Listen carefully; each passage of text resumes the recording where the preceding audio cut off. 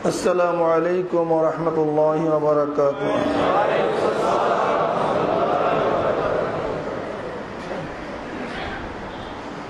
الحمد لله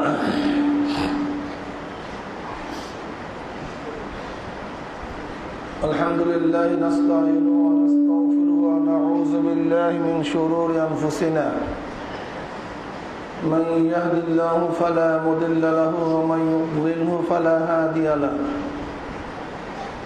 وأشهد أن لا إله إلا الله وحده لا شريك له وأشهد أن محمدا عبده ورسوله أرسله بالحق بشيرا ونذيرا بين يدي الساعة من يطع الله ورسوله فقد رشد ومن يعصه فإنه لا يضر إلا نفسه ولا يضر الله شيئا. أعوذ بالله من الشيطان الرجيم بسم الله الرحمن الرحيم. اليوم أكملت لكم دينكم وأتممت عليكم نعمتي ورضيت لكم الإسلام دينا. صدق الله العظيم. সবাই দুরূদ শরীফ পড়ে আল্লাহুম্মা সাল্লি আলা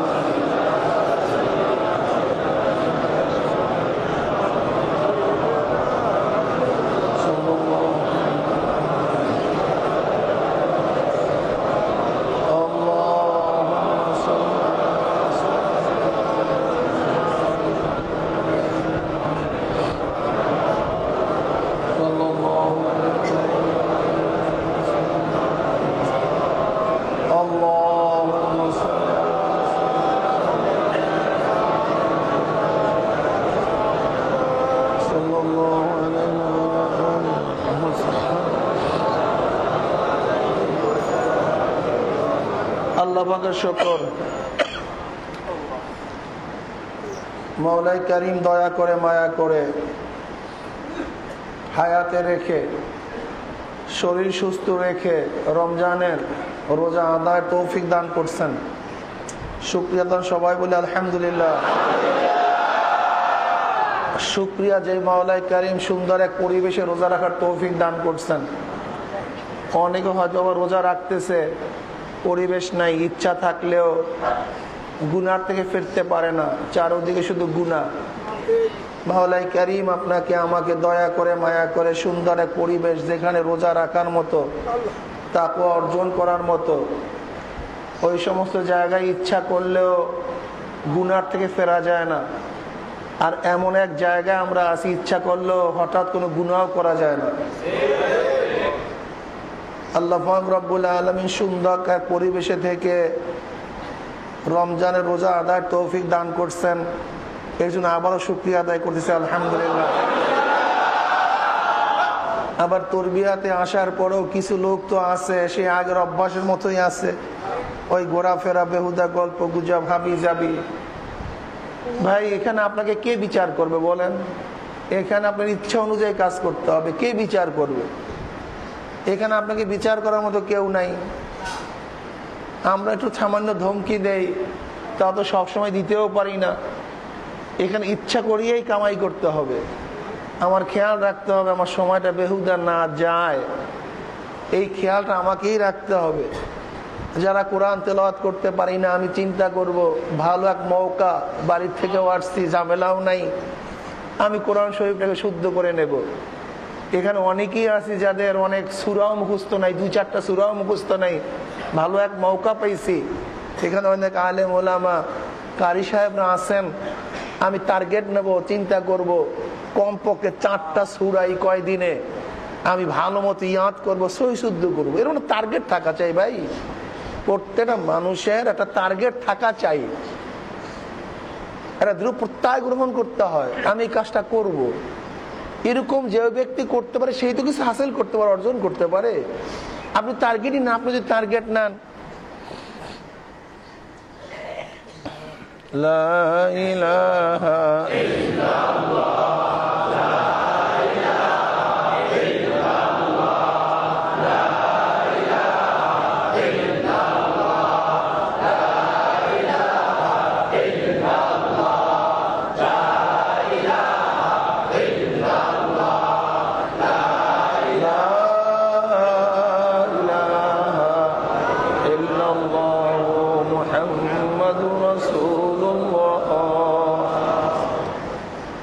টার্গেট নেওয়া চাই। আমি এই যতদিন থাকবো কোনো সময় তাকবীরুল্লাহ আমার যেন কামাই না হয়। তাকবীরুল্লাহ এটা চিন্তা যে আমি যতদিন এখানে থাকবো এক ওয়াক্ত নামাজেরও যেন আমার তাকবীরুল্লাহ ফেল না হয়, জামাতের মাসবুক হওয়া তো দূরের কথা, এরকম একটা টার্গেট থাকা চাই। কি কথা ঠিক না? আমি 5 ওয়াক্ত নামাজের পরে এই আমল করব, আমি জিকির আজকার ঠিক মতো করবো, কোরআন তেলাওয়াত ঠিক মতো করবো, আমার যে সহি শুদ্ধ নাই আমি একজন কারি সাহেব একজন আলেম ধরে আমি চিন্তা করবো ভাই তার কাছে গিয়া ভাই আমাকে এখানে আপনাকে সবাই পড়াবে, এটা সুযোগ, একেবারে সুযোগ। কিন্তু দেখা যায় না ওই আগের মতো ওই 12 মাসের মতো এখন এই চক্কর চক্কর চক্কর, ওই যে দোকানে ওই আড্ডা আড্ডা আড্ডা ঠিক মতো চলতেছে, হ্যাঁ চলতেছে, র্যান্ডাম চলতেছে, এটা ঠিক না। এখানে আসছেন, হ্যাঁ যদি বাহিরেও যাই খেয়াল থাকবে আমার জবানটা যেন জিকিরে মশগুল থাকে, দুরুদে মশগুল থাকে, ইস্তেগফারে মশগুল থাকে। হাঁটি চলি, হাঁটতেই পারি, সবসময় একরকমের থাকতেও মনে চায় না। যখন বাহিরে যাব আমার টার্গেট থাকবে, চিন্তা থাকবে জবানটা যেন কোনো অবস্থাতেই সহজে বেকার না যায়, এরকম ভাবে আমরা চলার চেষ্টা করি। কথা ঠিক আছে না ভাই? আল্লাহ পাকের শুকর, আল্লাহ পাক ভালো এক সুন্দর পরিবেশে রোজা রাখার তৌফিক দান করছেন। কিন্তু বর্তমানে তো আবার অবস্থা এরকম দাঁড়াইছে, কমিটিকে চিঠি দিয়ে আনতে হয়, 1 সপ্তাহের জন্য আনতে হয় যে তোমাকে আসতে হবে, কিন্তু যেই 1 সপ্তাহ শেষ হয়ে যায় দৌড় শুরু করে দেয়। তার মানে নিজের ইসলার জন্য আসে না, কমিটির ইসলার জন্য। এর জন্য আমি অনেক সময় বলি মুজাহিদ 2 ধরনের, একটা হলো কমিটির মুজাহিদ আর মুজাহিদ কমিটি। কমিটির মুজাহিদ বুঝেন, যতদিন কমিটির মধ্যে থাকে ততদিন মুজাহিদ ঠিকই আছে, যতদিন কমিটির মধ্যে আছে ততদিন পর্যন্ত মাসিক ইজতেমা, হালকা জিকির, প্রত্যেকটা কাজে হাজির। কিন্তু যেই কমিটির থেকে বাদ পড়া যায়, মাসিক ইজতেমাও নাই, হালকা জিকিরও নাই, কোথাও নাই। কিরকম ভাই, আছে কি নাই? এটা হলো কমিটির মুজাহিদ। এরা কি কমিটির মুজাহিদ? কমিটিতে আছে তো মুজাহিদ ঠিক আছে, কমিটি থেকে বাদ পড়ছে এখন আর কোথাও নেই। হালকা জিকিরে নাই, মাসিক ইজতেমা নাই, তালিমে নাই, তাআল্লুমে নাই, তরবিয়াতে নাই, মাহফিলে নাই, চান্দা নাই, দাওয়াতে নাই, মিছিলে নাই, মিটিং এ নাই, কোনো কিছুতে নাই। খবরদার কমিটির মুজাহিদ হয়েন না। আর মুজাহিদ কমিটির লোক, কিসের লোক? এ ছাতা কোনো দায়িত্ব আছে কি নাই ওর খবরও তার নেই, এর 5 ঔষধ। যেহেতু আমি মুজাহিদ কমিটির লোক, আমার উপর অর্পণ করা আছে 5 ঔষধ, 3টা আমাদের সবক আছে, শর্ত আছে। কি কথা ঠিক না? কি আমাকে কমিটির রাখলো কে, রাখলো না কে, ডাকলো কে, ডাকলো না কে, জিজ্ঞাসা করলো কে, করলো না কে, মশওয়ারা করলো সব করলো না, এই টেনশন তাদের মধ্যে নেই। আমার 5 উদ্দেশ্য আমাকে পালন করতে হবে, মাসিক ইজতেমাকে যেতে হবে, হালকা জিকির আমাকে যেতে হবে, সকাল বিকাল আমাকে জিকির করতে হবে, আল্লাহ আল্লাহদের কিতাব আমাকে পড়তে। অনেকেই তো আল্লাহ আল্লাহদের কিতাব পড়তে বাদ এখন পড়েই না। আগে দেখছি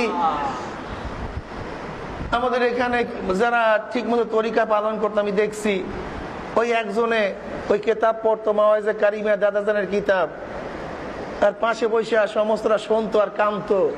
মনে হয় কি একটা পরিবেশ ছিল, বসে বসে কিতাব পড়তো ওই সুরে। ওই যে আমাদের শাহজাহান ভাইটাই দেখছি এখানে রুমে বসা, আহা এখন আর কিতাব পড়াই নাই, পড়ি না, এটা মূর্খতা। পড়াশোনা নাই, পড়াশোনা একেবারেই কম আমাদের মধ্যে, এটা মূর্খতা। পড়তে হবে, পড়া ছাড়া কোনো উপায় নাই, পড়া ছাড়া কোনো উপায় নেই। আব্বাজান রহমতুল্লাহ আলাই এত সফরে থাকা সত্ত্বেও দেখছি কিতাব পকেট থাকতোই, ব্যাগের মধ্যে থাকতোই, যখনই সময় পাইতো একটু দেখতো, পড়াশোনা করতো। পড়াশোনা করা ছাড়া কোনো সুরাতই নেই, কিন্তু আমাদের মধ্যে পড়ার অভ্যাস খুবই কম। এটা আদৌ ঠিক না, এটা পড়াশোনা করতেই হবে, 5 ঔষধ মানতে হবে, মুজাহিদা করতে হবে, ত্যাগ করতেই হবে। ত্যাগ ছাড়া কোনো কিছু হয় না, ত্যাগ ছাড়া কোনো কিছু হয় না। যাই হোক, কমিটির মুজাহিদ হয়েন না, মুজাহিদ কমিটির লোক হয়েন। কিসের লোক হইতে হবে ভাই? না কমিটির মুজাহিদ হবেন? কমিটির মুজাহিদ কি বলছেন তো? কি কম তো বলেন, একজনে বলেন। কি কি কথা ঠিক না? আর মুজাহিদ কমিটির লোক বলেন তো, আরে জিজ্ঞাসা করুক না, সার্বক্ষণিক চলবে, কি কথা ঠিক না? এখন আমরা কমিটির মুজাহিদ হবো না মুজাহিদ কমিটির লোক হবো? মুজাহিদ কমিটির লোক হওয়া চাই। যাই হোক, আলহামদুলিল্লাহ, আমি যে বয়ান করতেছিলাম, নবী আলাইহিস সালাতু ওয়াস সালামের উপরে কিছু আলোচনা চলতেছিল, খাতামুন নবীয়িন সম্পর্কে কিছু আলোচনা চলতেছিল। এই বিষয়ে তো আসলে ব্যাপক আলোচনা করার যোগ্যতা আমার মধ্যে নাই, আর এই এক আলোচনা করলে অন্য আলোচনা বা কখন করব সেই বিষয়েও তো ব্যাপার স্যাপার আছে। আল ইয়াউমা আকমালতু লাকুম দীনাকুম, এর দ্বারাও খতমে নবুয়্বত সাবিত হয়। আল্লাহ পাক রব্বুল আলামিন কি বললেন? আল ইয়াউমা আকমালতু লাকুম দীনাকুম, আজকে দিন তোমাদের দিন কি করলাম? পরিপূর্ণ করলাম। তার মানে নবীদের নবুয়্বত শেষ, রিসালাতের দায়িত্ব শেষ, ওহির কারবার শেষ।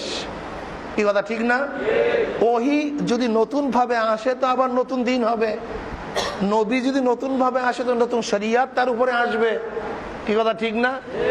বা রসুল যদি হয় তাহলে কিতাব তার উপরে আসবে। আল ইয়াউমা আকমালতু লাকুম দীনাকুম, দিন শেষ, তার মানে নবুয়তের দরজাও শেষ, রিসালাতের দায়িত্ব শেষ, আর দ্বিতীয় কোনো নবীও আসবে না, কোনো রসুলও আসবে না। তোমাদের দিন তোমাদের জন্য কি করা হলো? পূর্ণ করা হলো। এখানে দিন দ্বারা উদ্দেশ্য হলো আকীদা, বিশ্বাস। আকীদা, বিশ্বাস। আসলে শোনেন, আমাদের মনে রাখতে হবে, নবী আদম থেকে শুরু করে আমাদের নবী পর্যন্ত সমস্ত নবীদের আকীদা ও বিশ্বাস এক, অভিন্ন, এক। কোন নবীদের আকীদা বিশ্বাসের মধ্যে কোনো পার্থক্য নাই।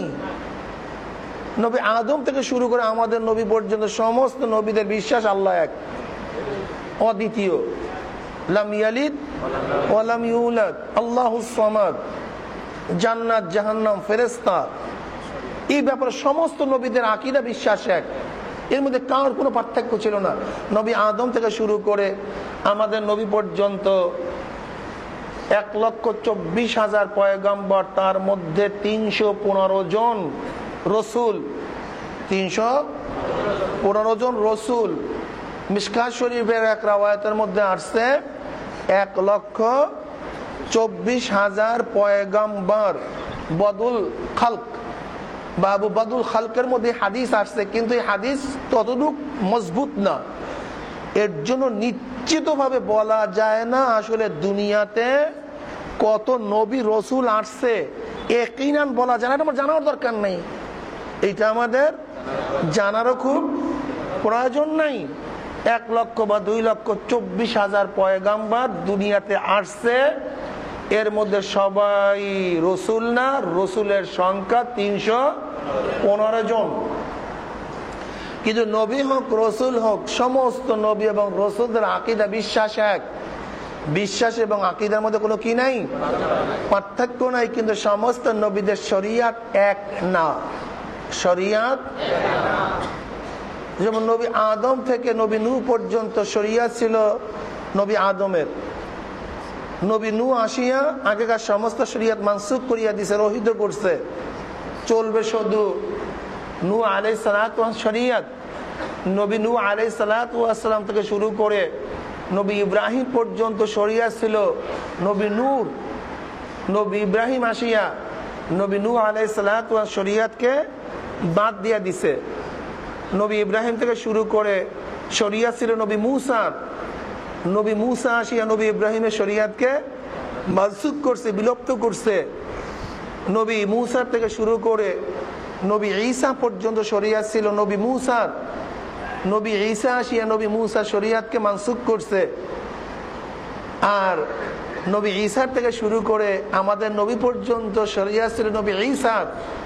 কিন্তু আমার নবী আসার পরে খাতামুন নবীন, আগেকার সমস্ত শরিয়াত মানসুখ, চলবে কিয়ামত পর্যন্ত আমার নবী শরিয়াত। আর কোন নতুন শরিয়াত পরিবর্তন করতে হবে না, শেষ, এখানে খতম। এখানে কি খতম, মহল লেগে গেছে। এরপরে আর কোনো আইন নাই, কানুন নাই। এক কারণে কিয়ামত পর্যন্ত চলতে থাকবে ইনশাআল্লাহ। যেহেতু শরিয়াতের মধ্যে আগেকার এবং এর পার্সেন্টেজ কিন্তু 100% শরিয়াত পরিবর্তন হয় নাই, 2%, 1%, 2%, 1% পরিবর্তন হয়েছে। 100 মানসুখ হয়ে গেছে, ব্যাপারটা কিন্তু এরকম না। 2%, 1% বা 20% এরকম পরিবর্তন হয়েছে এক এক শরিয়াতের মধ্যে আর এক শরিয়াতের। যত সামনের দিকে আসছে তত শরিয়াতের মধ্যে পরিবর্তন কম হয়েছে, যত পিছনে ছিল তত শরিয়াতের মধ্যে পরিবর্তন বেশি হয়েছে, কিন্তু তাও 20%-এর বেশি না। যেমন নবী আদম থেকে শুরু করে নবী নূহ আলাইহিস সালাতু ওয়াস সালাম পর্যন্ত শরিয়া ছিল শরিয়াত তাকবীনি, উমুরে তাকবীনি, দুনিয়ার কাজ কর্ম, কৃষি, ঘর বাড়ি, তোলা পাকানো, কবর দেয়া, সুস্থতা রক্ষা করা, অমুক তমুক দুনিয়া কিভাবে চলবে, এই বিষয় তাদেরকে বেশি শিক্ষা দেওয়া হয়েছে, ওহী বেশি নাজিল হয়েছে। নবী নূহ আলাইহিস সালাতু ওয়াস সালাম হলো প্রথম শরিয়াত, যে শরিয়াত মানে উমুরে তাশরী, উমুরে তাশরী মানে শরিয়াতের প্রবক্তা তিনিই প্রথম। যাই হোক, আমার নবী আলাইহিস সালাতু ওয়াস সালামের দ্বীন এক অভিন্ন, কিন্তু শরিয়াতের মধ্যে কি আছে ভাই? একই শরিয়াতের মধ্যে কি আছে? পার্থক্য আছে। একই শরিয়াতের মধ্যে নাসিখ মানসুখ আমাদের শরিয়াতের মধ্যে হইছে, আমাদের শরিয়াতের মধ্যে নাসিখ মানসুখ কি হইছে। কাজী শরিয়াতের মধ্যে কিছু পার্থক্য নাসিখ মানসুখ হয়, এটা আশ্চর্যের কিছু না, এটা আশ্চর্যের কিছু না। এবং শরিয়াতের মধ্যে একই শরিয়াতের মধ্যে ইখতিলাফ হওয়াটাও আশ্চর্যের কিছু না। একই শরিয়াতের মধ্যে ইখতিলাফ হওয়ার মধ্যেও আশ্চর্যের কিছু নাই। যেমন বিখ্যাত ঘটনা আপনারা জানেন, গজওয়া আহজাবের পরে নবী আলাইহিস সালাতু ওয়াস সালাম বলেন, এই বনি কুরাইজারা, ইহুদিরা মুসলমানদের সাথে গাদ্দারি করছে। বনি কুরাইজারা কি করছে? মুসলমানদের সাথে গাদ্দারি করছে। নবী আলাইহিস সালাতু ওয়াস সালাম বললেন, যাও আসরের নামাজ গিয়ে বনি কুরাইজায় পড়তে হবে, তাদের হামলা করতে হবে, যুদ্ধ করতে হবে। আসরের নামাজ গিয়া বনি কুরাইজায় পড়তে হবে। মুসলমানরা ছুটছে, পথিমধ্যে আসর রক্ত হয়ে গেছে, ইখতিলাফ। একদল বলতেছে যে নবী আলাইহিস সালাতু ওয়াস সালাম দ্রুত যাওয়ার জন্য আমাদেরকে আদেশ করছেন, নামাজ কাজা করার জন্য বলেন নাই, আসরের নামাজ না পড়ার জন্য বলেন নাই, বরং আসরের নামাজ বনি কুরাইজা গিয়া পড়তে হবে, উদ্দেশ্য হলো আমাদের দ্রুত যেতে হবে। তারা বাস আসরের নামাজ আদায় করছেন। আর একদল জাহিরি আমল করছেন যে আল্লাহ নবী যেহেতু বনি কুরাইজায় গিয়ে আসরের নামাজ পড়ার জন্য বলছেন, আমরা প্রতিমধ্যে নামাজ পড়বো না, সেখানে গিয়ে নামাজ পড়বো। একদল পড়লেন না, আর একদল, খুব খেয়াল দিয়েন কথা, এক সেকেন্ডের জন্য জেহেন এদিক ওদিকে যাবে না, কিন্তু সামনে কথা আরো কঠিন হইতেছে। এ তো মাত্র শুরু, সামনে আরো কঠিন কথা আসবে, খুব খেয়ালের সাথে কথা শুনতে হবে। এক সেকেন্ডের জন্য জেহেন এদিক ওদিকে যাবে না। একদল নামাজ পড়লেন, আর একদল নামাজ পড়লেন না, চলতেছেন। পথিমধ্যে মাগরিবের রক্ত হয়ে গেছে। যেহেতু মাগরিবের ব্যাপারে নবীর কোনো আদেশ নিষেধ ছিল না, এই জন্য একত্রিত হইয়া সবাই মাগরিবের নামাজ আদায় করছে। ওই যারা আসরের নামাজ পড়ে নাই তারাও মাগরিবের নামাজ আদায় করছে, যেহেতু মাগরিবের ব্যাপারে নবীর কোনো কথা ছিল না। এশারের রক্তে গিয়া যারা আসরের নামাজ পড়ে নাই তারা আসরের নামাজ আগে আদায় করে কাজা করে এরপরে এশারের নামাজ একই সাথে সবাই আদায় করছেন। বাস পরের দিন নবী আলাইহিস সালাতু ওয়াস সালাম গেলেন কুরাইজায়, নবীর কাছে এই কথা বলা হলো।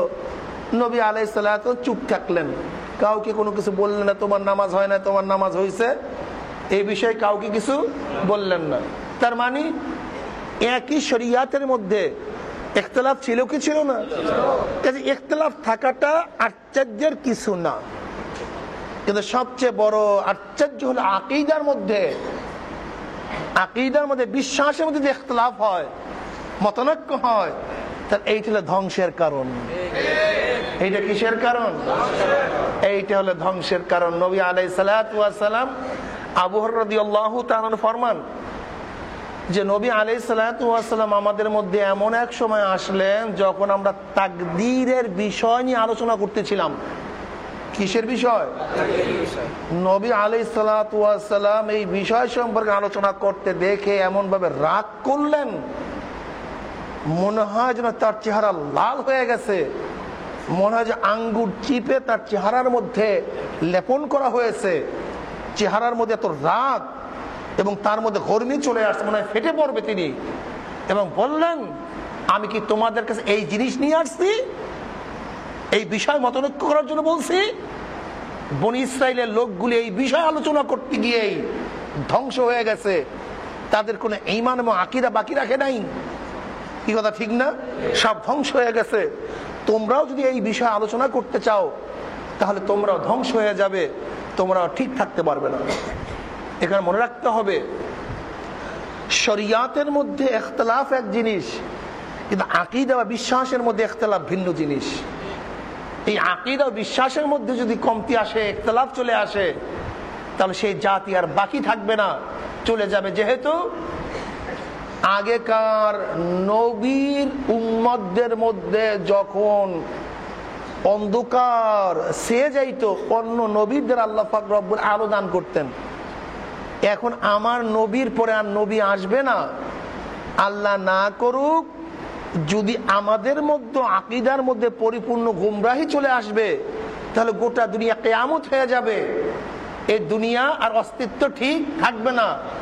এর জন্য আল্লাহ পাকের ফজল ও করম যে গোটা দুনিয়ার কোন উম্মতে মুহাম্মাদি একই সাথে আকীদার দিক থেকে গোমরা হবে না। লা তাযালু তাইফাতুম মিন উম্মতি যাহিরিন আলাল হক।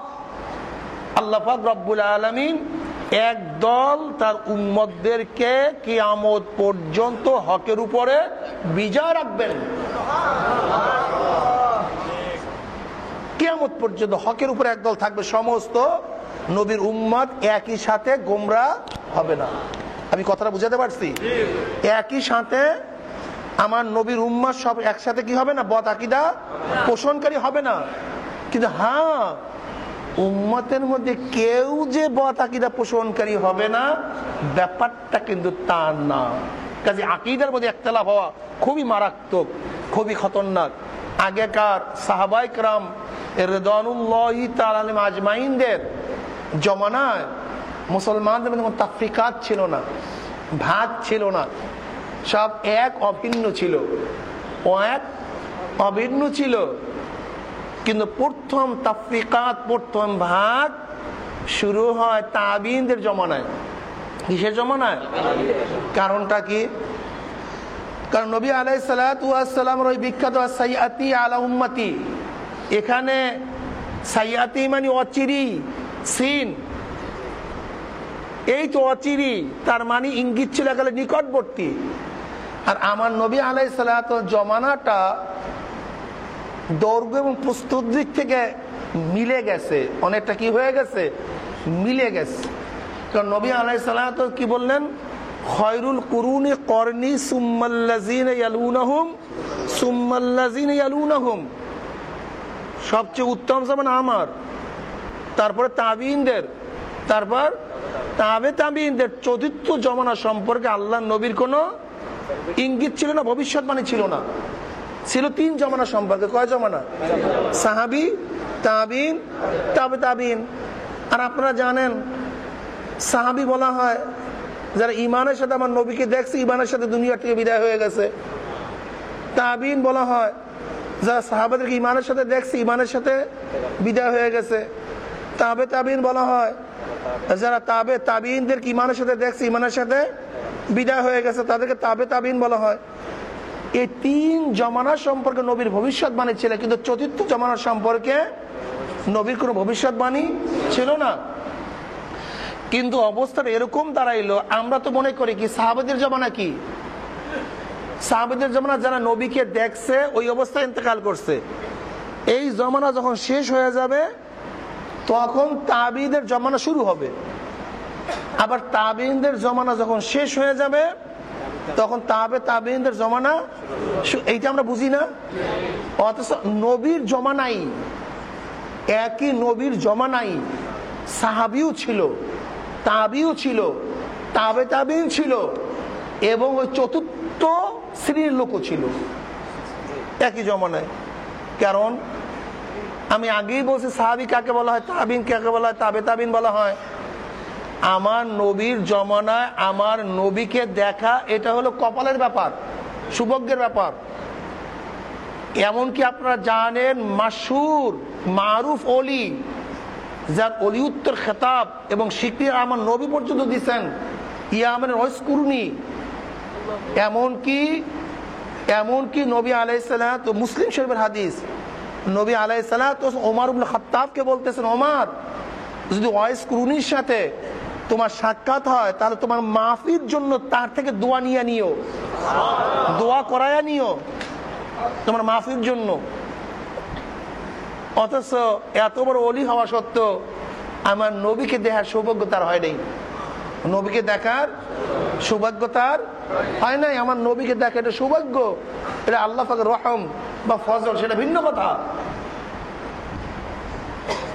তাহলে ওয়াইসকুরনি ছিল নবীর জমানায়, কিন্তু সে কি সাহাবি না তাবি? তাবি। সাহাবি না তাবি। যদিও ছিল নবীর আগেই তো বলছি ভাই, সাহাবি বলা হয় তার জমানায় থাকলে হবে না। এই চক্ষু দিয়ে আমার নবী, এইটার নামে হলো তাওয়াজ্জু। সাহাবিদের মূল গুণটা হলো তারা ইলমের দিক থেকে খুব বেশি, আমলের দিক থেকে অনেক বেশি, তারা ইবাদত বেশি করতেন। ব্যাপারটা কিন্তু এরকম না, ওটা স্পেশাল কোয়ালিটি। ওটা কি কোয়ালিটি ভাই? স্পেশাল। ওটা আমার নবীর নজর, ওটা আমার নবীর নজর, আমার নবীর সাহাবাত। কি কথা ঠিক না? যেহেতু নবী আলাইহিস সালাতু ওয়াস সালাম সর্বশ্রেষ্ঠ, কাজে তার নজর যার দিকে পড়বে সে সর্বশ্রেষ্ঠ হয়ে যাবে। আমার নবী যেহেতু সমস্ত নবীদের মধ্যে শ্রেষ্ঠ, কাজে আমার নবীর নজর যার উপরে পড়বে সে উম্মতের মধ্যে সর্বশ্রেষ্ঠ হয়ে যাবে। এটা আমার নবীর কারণ। তা যেহেতু আমার নবীর জমানায় ওয়াইসকুরনি ছিল, কিন্তু দর্শন পায় নাই, দেখে নাই, যদিও তার জমানায়, কিন্তু সাহাবি না তাবি? তাবি হয়ে গেছে। এরকম অনেক মানুষ ছিল, সাহাবিরা কোন এলাকার থেকে গেছে আমার নবীর জমানায়, সাহাবিদেরকে দেখছে, তারা কি হয়ে গেছে? অথচ তখন নবী জিন্দা ছিলেন, দুনিয়াতে ছিলেন। কথাটা বুঝতে হবে, বুঝেন নাই? যেমন আমরাও দেখছি অনেক চরমনায় মুরিদ হইছে, হুজুর এই প্রথম আপনাদেরকে দেখলাম, অথচ আমরা আমাদের জমানায় মানে চরমনায় মুরিদরা দাওয়াত দিয়ে তাদেরকে মুরিদ বানাইছে। বলেন যান নিয়াত করছেন আমি মুরিদ হয়ে যান, চরমনায় মুরিদ হয়ে যান। চরমনায় মুরিদ তো হয়েছে, কিন্তু আমাদেরকে অনেক সময় দেখতেও পারে, নাও দেখতে পারে। কি কথাটা বুঝাতে পারি? দাওয়াত। তা সাহাবারা এক এলাকায় গেছেন, সাহাবাদেরকে যারা দেখছেন তারা কি হয়ে গেছে ভাই? আবার ওই তাবিন দাওয়াত দেওয়া শুরু করছে এক এলাকায়, সেখানে গিয়ে দাওয়াত দিছে তাদেরকে। তাবিন দিকে যারা দেখছে তারা কি হয়ে গেছে? তাবে তাবিন হয়ে গেছে, কিন্তু তারা সাহাবাদেরকে দেখে নাই, সাহাবাদেরকে। অথচ তখন নবী জিন্দা, তখনও কিন্তু নবীর জমানাই চলতেছিল। আবার ওই তাবে তাবিনদেরকে যারা দেখছে তারা চতুর্থ জমানার লোক হয়ে গেছে। কোন জমানার? তারা তাবিনদেরকেও, অথচ জমানা কিন্তু একটাই। কিন্তু আমরা এতদিন কি বুঝতাম? আমরা বুঝতাম সাহাবিদের জমানা মানে সাহাবি শেষ, এরপর তাবিনদের জমানা শুরু, তাবিন শেষ, এরপর তাবি তাবিদের জমানা শুরু, তাবি তাবিন শেষ, এরপর চতুর্থ জমানা শুরু। ব্যাপারটা কিন্তু এরকম না, এর দৈর্ঘ্য এবং প্রস্থ এক হয়ে গেছে। আমার নবীর জমানায় সাহাবি ছিল, আমার নবীর জমানায় তাবি ছিল, আমার নবীর জমানায় তাবে তাবিন ছিল, আমার নবীর জমানায় চতুর্থ শ্রেণীর লোক ছিল। আমি কথাটা বুঝাতে পারি না? এই সমস্যা কেন সৃষ্টি হয়েছে এটা হলো একটা সূত্র। এই যে আমাদের মধ্যে কেন ঝামেলা সৃষ্টি হয়েছে এইটা আমরা সূত্র বের করবো এখন। এই যে এত ফেরকা, এত জ্ঞানজাম কেন হইল, কি কথা ঠিক না? তাই নবী আলাইহিস সালাম বিশারাত ছিল তিন শ্রেণীর উপরে, সাহাবীদের উপরে, তাবিনদের উপরে, তাবে তাবিনদের উপরে। আর যেহেতু নবী আলাইহিস সালাম বলছেন অচিরেই, তার মানে ঝামেলাটা সৃষ্টি হবে তাবিনদের জমানায়। কোন জমানায়? তাবিনদের জমানায়। যেহেতু আগেকার সমস্ত মুসলমান এক ছিল, এই উম্মতে মুহাম্মাদের মধ্যে সর্বপ্রথম দুইটা গ্রুপ দেখা যায়। সেই দুই গ্রুপের নাম হলো হেজাজি এবং ইরাকি। হেজাজি এই ফার্স্ট, এই প্রথম। হেজাজি এর মূল নেতৃত্ব প্রদান করছেন তিন খলিফা, আবু বকর, উমর এবং ওসমান রাদিয়াল্লাহু তাআলা আনহুম। যেহেতু তাদের খেলাফতের জায়গা ছিল মদিনায়। কোথায়? মদিনায়। আল্লাহর কৃষ্ণ আলীউল মুর্তজা রাদিয়াল্লাহু তাআলা আনহু তার খেলাফত শিফট করেন ইরাকে। কোথায়? ইরাকে। কিন্তু তিন খলিফা পর্যন্ত খেলাফতের জায়গা ছিল মদিনায়, হেজাজে। কিন্তু হযরত আলী রাদিয়াল্লাহু তাআলা শিফট করেন ইরাকে। কিন্তু ওমর ইবনে খাত্তাব রাদিয়াল্লাহু তাআলা আনহুর জমানাতেই হযরত ওমর ইবনে খাত্তাব রাদিয়াল্লাহু তাআলা আনহু আব্দুল্লাহ ইবনে মাসউদ রাদিয়াল্লাহু তাআলা আনহুকে ইরাকে উস্তাদ হিসাবে পাঠিয়েছিলেন। এবং ইরাকে পাঠাবার সময় ওমর ইবনে খাত্তাব চিঠি লিখলেন ইরাকবাসীর কাছে, যদিও আব্দুল্লাহ ইবনে মাসউদকে তোমাদের থেকে আমার প্রয়োজন অনেক বেশি, যদিও আব্দুল্লাহ ইবনে মাসউদের প্রয়োজন তোমাদের থেকে আমার অনেক বেশি, তারপরেও তোমাদের তালিমের জন্য, শিক্ষার জন্য আমি আব্দুল্লাহ ইবনে মাসউদকে তোমাদেরকে পাঠালাম। কেন পাঠালেন? কারণটা কি? এটা বিশাল হিকমত আছে। আব্দুল্লাহ ইবনে মাসউদ রাদিয়াল্লাহু তাআলা সালমান ফারসি রাদিয়াল্লাহু তাআলা বললেন যে আমরা তো অনেক দিন পর্যন্ত বুঝতেই পারতাম না আব্দুল্লাহ মাসউদকে নবীর পরিবারের লোক না আলাদা কোনো লোক। এরকম সম্পর্ক ছিল আব্দুল্লাহ ইবনে মাসউদ। এমনকি নবী আলাইহিস সালাতু ওয়াস সালাম আব্দুল্লাহ ইবনে মাসউদকে বললেন, আমার ঘরে যখন পর্দা টানানো থাকবে না তখন বেলা এজাজত তুমি আমার ঘরের মধ্যে আসবা। হযরত আব্দুল্লাহ ইবনে মাসউদ রাদিয়াল্লাহু তাআলা নবী আলাইহিস সালাতু ওয়াস সালামের সাথে এরকম ওতপ্রোত জড়িত ছিলেন, অনেক জ্ঞানী ছিলেন। নবী আলাইহিস সালাতু ওয়াস সালাম যাদের মধ্য থেকে কোরআন শরীফ তেলাওয়াত করতে বলেছেন তার মধ্যে এক নম্বরে আব্দুল্লাহ ইবনে মাসউদ। তোমরা আব্দুল্লাহ ইবনে মাসউদ থেকে কোরআন তেলাওয়াত শিখো। যাই হোক, এই আব্দুল্লাহ ইবনে মাসউদ রাদিয়াল্লাহু তাআলা আনহুকে ওমর ইবনে খাত্তাব রাদিয়াল্লাহু তাআলা ইরাকে কেন পাঠাইলেন? ইরাকটা কোন জায়গা? এটা হলো আরব উপকূলের শেষ, আজমি এলাকা শুরু। এই আরব এবং আজমের সীমান্তে, বর্ডারে ওমর ইবনে খাত্তাব রাদিয়াল্লাহু তাআলা আনহু মাদ্রাসা কায়েম করছেন। যেই মাদ্রাসার উস্তাদকে আব্দুল্লাহ ইবনে মাসউদ রাদিয়াল্লাহু তাআলা আনহু, এবং তিনি সাদ বিন আবি ওয়াক্কাস রাদিয়াল্লাহু তাআলার মাধ্যমে সেখানে একটা ক্যাম্প কায়েম করেন, সেখানে শূন্য দল কায়েম করেন। কারণটা কি? আরব এবং আজমের মাঝখানে বর্ডারের মধ্যে ওমর ইবনে খাত্তাব রাদিয়াল্লাহু এই কাজটা করলেন কেন? বিশাল, উনি তো বিশাল হিকমতওয়ালা। কেন? নবী আলাইহিস সালাতু ওয়াস সালাম বলছেন বুঝার ব্যাপারে ওমর কোনোদিন ভুল করে না। ওমর যা বুঝে তা সত্যই বুঝে, এটা নবীর কথা, তার বুঝের মধ্যে কোনো ভুল নাই। ওমর ইবনে খাত্তাব রাদিয়াল্লাহু তাআলা যেখানে আরব পুঞ্জি শেষ, আজম শুরু, সেখানে প্রথম মাদ্রাসা কায়েম করেন আব্দুল্লাহ ইবনে মাসউদ তার প্রিন্সিপাল, আর সাদ বিন আবি ওয়াক্কাস দ্বারা কি করেন? সেখানে সেনাবাহিনী কায়েম করেন। কারণটা কি?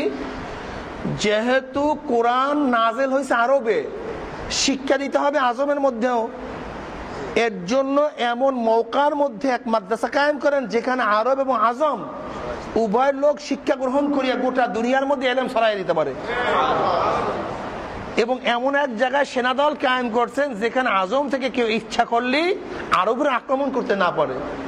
সুবহানাল্লাহ ওয়া বিহামদি। যে এদিকে আজকে আমি আর যাব না, এইদিকে আজকে আমি আর যাব না। যেহেতু আব্দুল্লাহ ইবনে মাসউদ রাদিয়াল্লাহু তাআলা আনহুকে ওমর ইবনে খাত্তাব রাদিয়াল্লাহু পাঠাবার কারণে অনেক আগের থেকেই আব্দুল্লাহ ইবনে মাসউদের অনেক দামি দামি শিষ্য সেখানে তৈয়ার হয়ে আছে। আর আলী রাদিয়াল্লাহু তাআলা আনহু খেলাফত শিফট করার কারণে আস্তে আস্তে গোটা দুনিয়ার বড় বড় ওলামায়ে কেরাম সেখানে গিয়ে হুজুম করা শুরু করছেন, একত্রিত হওয়া শুরু করলেন। জামায়াত হইতেছেন। হেজাজি ওলামায়ে কেরামের মূল টার্গেট ছিল হাদিস রচনা করা, হাদিস শিক্ষা দেয়া। কিন্তু যেহেতু তাদের কাছে মাসআলা জিজ্ঞাসা করত, কিন্তু যেই মাসআলা হাদিস ও কোরআন নুসুসের মধ্যে নাই, সরাসরি হাদিস এবং কোরআনের মধ্যে নাই, সেই মাসআলার জবাবও তাদেরকে দিতে হইতো। কিন্তু তাদের মূল কাজ ছিল হাদিস তেলাওয়াত করা, হাদিস পড়ানো, হাদিস শিক্ষা দেয়া, কিন্তু মাসআলাও দিত। এর জন্য তাদেরকে বলা হয়তো মুহাদ্দিসিনে ফুকাহা। মুহাদ্দিসিনে ফুকাহা তাদের মূল কাজ হলো হাদিস শিক্ষা দেয়া, কিন্তু ফিকহেরও প্রয়োজন। এর জন্য তারা মুস্তাহিদ, তারা ফিকহের মাসালাও বয়ান করত। এর জন্য তাদেরকে বলা হয়তো মুহাদ্দিসে ফুকাহা। এর অগ্রভাগে ছিলেন হযরত মালিক রাহমাতুল্লাহ আলাইহি। কে ছিলেন? হযরত মালিক রাহমাতুল্লাহ আলাইহি। এবং তার মুয়াত্তা মালিকের 1/4 অংশ তাদের সব ফিকহি মাসালা, মাত্র 1 ভাগ হলে সেখানে হাদিস আনছেন। কি কথা ঠিক না? আর অধিকাংশ কিসের মাসালা ভাই? ফিকহের মাসালা। এর নাম হলো মুহাদ্দিসিনে ফুকাহা। এরা হলো হেজাজি। এরপর হলো এরাকি চিন্তাধারা, হেজাজি চিন্তাধারা। যেহেতু দুটো চিন্তাধারা আলাদা হয়ে গেছে, চিন্তাধারা কি হয়ে গেছে? আলাদা হয়ে গেছে। কাজী হেজাজি চিন্তাধারার মানুষরা সাধারণত মাসআইল হেজাজি চিন্তাধারার ওলামার কাছে জিজ্ঞাসা করত, আর এরাকি চিন্তাধারার মানুষজন সাধারণত মাসআইল এরাকি চিন্তাধারার মানুষের কাছে কি করত? জিজ্ঞাসা করত। আর যেহেতু এরাকি চিন্তাধারার মানুষের মূল কাজ ছিল ইজতিহাদ, ফিকহ নিয়ে আলোচনা বেশি করা। কারণ কি? যেহেতু খেলাফত হলো ইরাকের মধ্যে, আর সরকারের প্রতিদিন নতুন নতুন সমস্যা সৃষ্টি হয়, আর নতুন নতুন সমস্যার জন্য নতুন নতুন শরী সমাধানের প্রয়োজন। কিসের প্রয়োজন? শরী সমাধান। বুঝেন তো? শরী সমাধান হলো কোরআন ও হাদিসের আলোকে সমাধান দিতে হবে। অথচ নতুন জিনিস সৃষ্টি হয়েছে, তার মধ্যে সরাসরি কোরআন ও হাদিসের মধ্যে সরাহাতান নাই, স্পষ্ট নাই, এবং শরী সমাধানও দিতে হবে। এর জন্য তাদের প্রয়োজন ইজতিহাদের। কিসের? ইজতিহাদের। যেহেতু সরকার সেখানে, আর সরকার নতুন সমস্যায় পড়েন, আর নতুন সমস্যার জন্য শরী সমাধানের প্রয়োজন। এর জন্য ইরাকের ওলামায়ে কেরাম অধিকাংশ সময়ই সরকার বা দুনিয়ার সমস্যার শরী সমাধানের জন্য তার ইজতিহাদ বা ইস্তিনবাত বেশি করতেন। তাদের খেয়াল বেশি ছিল ফিকহের দিকে। এর জন্য ফিকহের জন্য তো দরকার কোরআন ও হাদিস। হাদিস ছাড়া তো মাসালা জবাব দেওয়া যায় না, কিন্তু মূল কাজ হলো ফিকহ। এর জন্য তাদেরকে বলা হয় ফুকাহায়ে মুহাদ্দিসিন। মুহাদ্দিসিনে ফুকাহা আর ফুকাহায়ে মুহাদ্দিসিন, এই দুইটা ভাগ প্রথম হয়। কি কথা ঠিক না? ফুকাহায়ে মুহাদ্দিসিন আর মুহাদ্দিসিনে ফুকাহা। চলতেছে জমানা, চলতেছে চলতে চলতে সামনের দিকে অগ্রসর হইতেছে। এর মধ্যে আসলেন হযরত ইমাম আযম আবু হানিফা রাহমাতুল্লাহ আলাইহি, যিনি ইরাকের অগ্রসেনানী। আর ওইদিকে মদিনায় ইমাম মালিক রাহমাতুল্লাহ আলাইহি, যিনি হেজাজের অগ্রসেনানী। ইমাম মালিক রাহমাতুল্লাহ আলাইহির 2 শাগরেদ, ইমাম শাফি, ইমাম আহমদ হাম্বল, ইমাম আযম আবু হানিফা রাহমাতুল্লাহ আলাইহির বহু শাগরেদ। যে শাগরেদ অনেক, যারা উঁচু পায়ার দরজা ছিলেন। 4 মাযহাব কেন হইল, আমি সেই দিকে যাব। আমি এখন সেই দিকে আস্তে আস্তে বাড়তে থাকবো। যেহেতু প্রথম চিন্তাধারা কয়টা ছিল ভাই? একটা হেজাজি, আর একটা কি? এর আগে কোনো ভাগ ছিল না। সাহাবাদের জমানায় কোনো ভাগ ছিল না। যে কোনো এক মাসালা যে কোনো সাহাবাদেরকে জিজ্ঞাসা করলে সমাধান পেয়ে যাইতো। শরঈ কোনো জিনিস যে কোনো সাহাবাদেরকে জিজ্ঞাসা করিয়া সমাধান করে নিত। কিন্তু প্রথম চিন্তাধারা 2টা সৃষ্টি হয়, ইরাকি চিন্তাধারা, হেজাজি চিন্তাধারা। কি কথা ঠিক না? আর হেজাজিদের মূল কাজ ছিল কি? হাদিস সম্পর্কে আলোচনা করা। আর ইরাকিদের মূল চিন্তা ছিল কি? ফিকহ সম্পর্কে আলোচনা করা। এখন হেজাজির অগ্রসেনানী ইমাম মালিক রাহমাতুল্লাহ আলাইহি, শাফি রাহমাতুল্লাহ আলাইহি, ইমাম মালিক রাহমাতুল্লাহ শাগরেদ। ইমাম মালিক রাহমাতুল্লাহ আলাইহির কাছে হাদিস শিক্ষা গ্রহণ করার পরে ইমাম মালিক রাহমাতুল্লাহ আলাইহি বললেন, তুমি যাও ইরাকে গিয়ে ইমাম ইউসুফের কাছে ফিকহ শিক্ষা গ্রহণ করো। ইমাম ইউসুফ হলো ইমাম আজম আবু হানিফা রাহমাতুল্লাহ শাগরেদ না? যেহেতু ইমাম মালিক রহমাতুল্লাহ আলাইহির জন্ম হলো 94 হিজরিতে, ইমাম আজম আবু হানিফা রহমাত জন্ম হলো 80 হিজরিতে, কি কথা ঠিক না? ইমাম শাফির জন্ম হলো 150 হিজরিতে, আর ইমাম আহমদ হাম্বল রহমাতুল্লাহ আলাইহির জন্ম হলো 161 হিজরিতে, 161 হিজরিতে। তো ইমাম মালিক রহমাতুল্লাহ আলাইহির শাগরেদ ইমাম শাফি রহমাতুল্লাহ আলাইহি, ইমাম শাফি রহমাতুল্লাহ আলাইহি তিনি আসতেছেন ইরাকের মধ্যে ইমাম ইউসুফ রহমাতুল্লাহ আলাইহির শাগরেদ হওয়ার জন্য, তার শিষ্যত্ব গ্রহণ করার জন্য। কিন্তু তিনি আস্তে আস্তে শোনেন তিনি দুনিয়া থেকে বিদায় হয়ে গেছেন। ইমাম শাফি আর দুনিয়াতে নাই, ইমাম আবু ইউসুফ দুনিয়াতে নাই, তিনি ইন্তেকাল করছেন। তার মাসনাদে পড়ছেন ইমাম মুহাম্মদ রহমাতুল্লাহ আলাইহি। ইমাম মুহাম্মদ রহমাতুল্লাহ আলাইহি তখন মাসআলা বয়ান করতেছেন। এমনকি মাফসুদ, ইমাম মুহাম্মদের বিখ্যাত কথা মাফসুদ কিতাবের মধ্যে ইমাম মুহাম্মদ রহমাতুল্লাহ আলাইহির জেহেন জাকওয়াতের নমুনা পাওয়া যায়। আর আইতা এই অধ্যায়ের মধ্যে ইমাম মুহাম্মদ রহমাতুল্লাহ আলাইহি গবেষণা করতে করতে করতে করতে যেই মাসআলার ওজুদও আসে নাই সেই মাসআলার সমাধান তিনি দিয়ে গেছেন।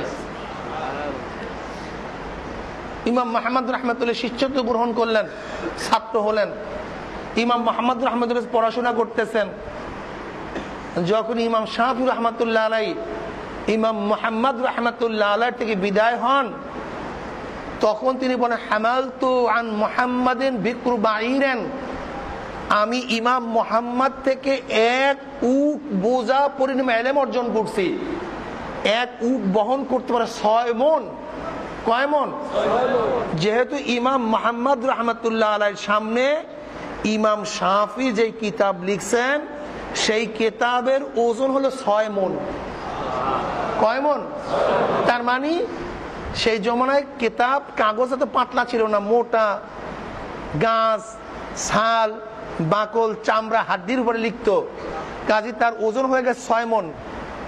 এত ইলম অর্জন করেছেন ইমাম মুহাম্মদ থেকে। এরপর ইমাম মুহাম্মদ থেকে ইলম অর্জন করার পরে ইমাম শাফি চলে আসেন ইরাক এর থেকে বাগদাদে। কোথায়? বলতে পারেন বাগদাদ তো ইরাকির রাজধানী। ভাই এটা তো অনেক বড় এক শহর, অনেক বড় এক দেশ, কি কথা ঠিক না? যেমন আমাদের সে ঢাকা কোথায়? বাংলাদেশে। আমরা কোথায়? বরিশালে, কি কথা ঠিক না? যদিও বাংলাদেশ এখন যদি কেউ বলে যে চরমনার থেকে তারপর সে চলে যায় ঢাকায়, তো অনেকের মধ্যে বলবো যে ঢাকা তো বাংলাদেশে, কি কথা ঠিক না? অনেক, ইরাক তো অনেক অনেক বড় এক দেশ। ইরাকে চলে আসার পরে, বাগদাদে চলে আসার পরে সেখানে ইমাম মুহাম্মদ রহমাতুল্লাহ ইমাম শাফি শাগরেদ হন। ইমাম মুহাম্মদ রহমাতুল্লাহ আলাইহি ইমাম শাফির কি হন? আহমদ বিন হাম্বল রহমাতুল্লাহ আলাইহি। ইমাম আহমদ বিন হাম্বল রহমাতুল্লাহ শাফির শাগরেদ হন, সেখানে শিষ্যত্ব গ্রহণ করেন। এরপর ইমাম শাফি রহমাতুল্লাহ মিশরে চলে যান। মিশরে যাওয়ার পরে তিনি 2 বছর হায়াত পান, তারপর দুনিয়া থেকে বিদায় হয়ে যান। দেখেন এখানে মনে রাখতে হবে ইমাম মালিকের শাগরেদ ছাত্র হইল ইমাম শাফি।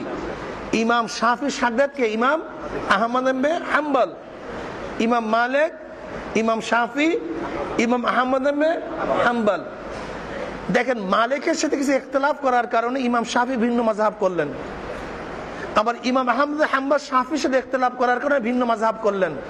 কাজে একই শাগরেদের, একই ওস্তাদের 2 শাগরেদ 2 রকমের মাযহাব হয়ে গেল। ইমাম আজম আবু হানিফা রাহমাতুল্লাহ আলাইহি এরাও কিন্তু যোগ্যতা সম্পন্ন অনেক বড় বড় ইমাম তার শাগরেদ ছিল। এই মাত্র আমি প্রমাণ দিলাম যে শাফি মাসলাক, শাফি মাযহাবের যে প্রধান ইমাম শাফি রাহমাতুল্লাহ আলাইহি, সে কার ছাত্র? ইমাম মুহাম্মদের ছাত্র। কার ছাত্র ভাই? ইমাম মুহাম্মদ। কার ছাত্র? ইমাম আবু হানিফা রাহমাতুল্লাহ আলাইহি। দেখেন ইমাম আবু হানিফার ছাত্রের ছাত্র হলো শাফি, তারও মাযহাব আছে। আবার ইমাম আবু হানিফার ছাত্রের ছাত্রের ছাত্র ইমাম আহমদ হাম্বল, তারও মাযহাব আছে। কিন্তু ইমাম আজম আবু হানিফার আবু ইউসুফের মতো এত বড় মুস্তাহিদ ইমাম থাকা সত্ত্বেও, ইমাম মুহাম্মদের মতো এত বড় ইমাম মুস্তাহিদ হওয়া সত্ত্বেও, ইমাম জফরের মতো এত বড় ইমাম মুস্তাহিদ হওয়া সত্ত্বেও সবাই এক কেন্দ্রিক, ভিন্ন কোনো মাযহাব করেন নেই। ভিন্ন কোনো মাযহাব করেন নাই। এর জন্য গোটা দুনিয়ার মধ্যে 3 মাযহাবের যত লোক তার চেয়ে অনেক বেশি হলো ইমাম আযম আবু হানিফার মাসলাকের লোক। কারণ এখানে কি কথাটা বুঝাতে পারি নাই? যাই হোক, তখন তাদের মধ্যে ইখতিলাফ এবং ইজতিহাদ চলতেছিল, এর মধ্যে কোনো আপত্তিও নাই, সবাই হক, সবাই কি হক।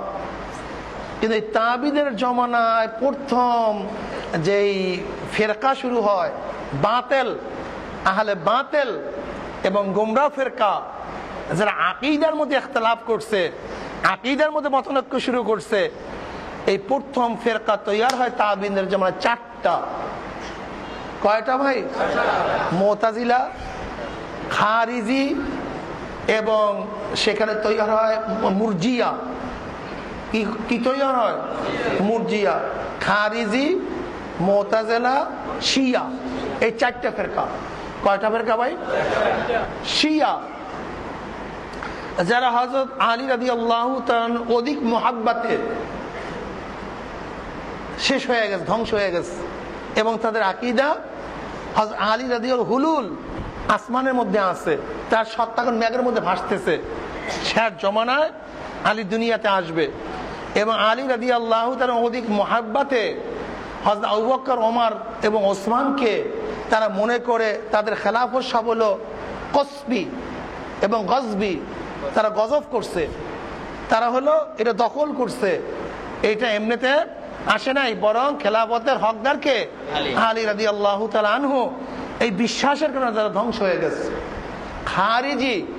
খারিজির গোষ্ঠী সৃষ্টি হয়েছে হযরত আলী এবং মুআবিয়া রাদিয়াল্লাহু তাআলা আনহুকে ইখতিলাফ করে। সে ইখতিলাফ কি? খারিজিরা বলতে চায় যে এখানে পঞ্চায়েতে সালিসির কোনো অধিকার নাই, ইনিল হুকমু ইল্লা লিল্লাহ, আইন কার? আল্লাহ। কিন্তু আলী এবং মুআবিয়া পরামর্শ করে যখন সালিসি নিযুক্ত করছে, কি নিযুক্ত করছে?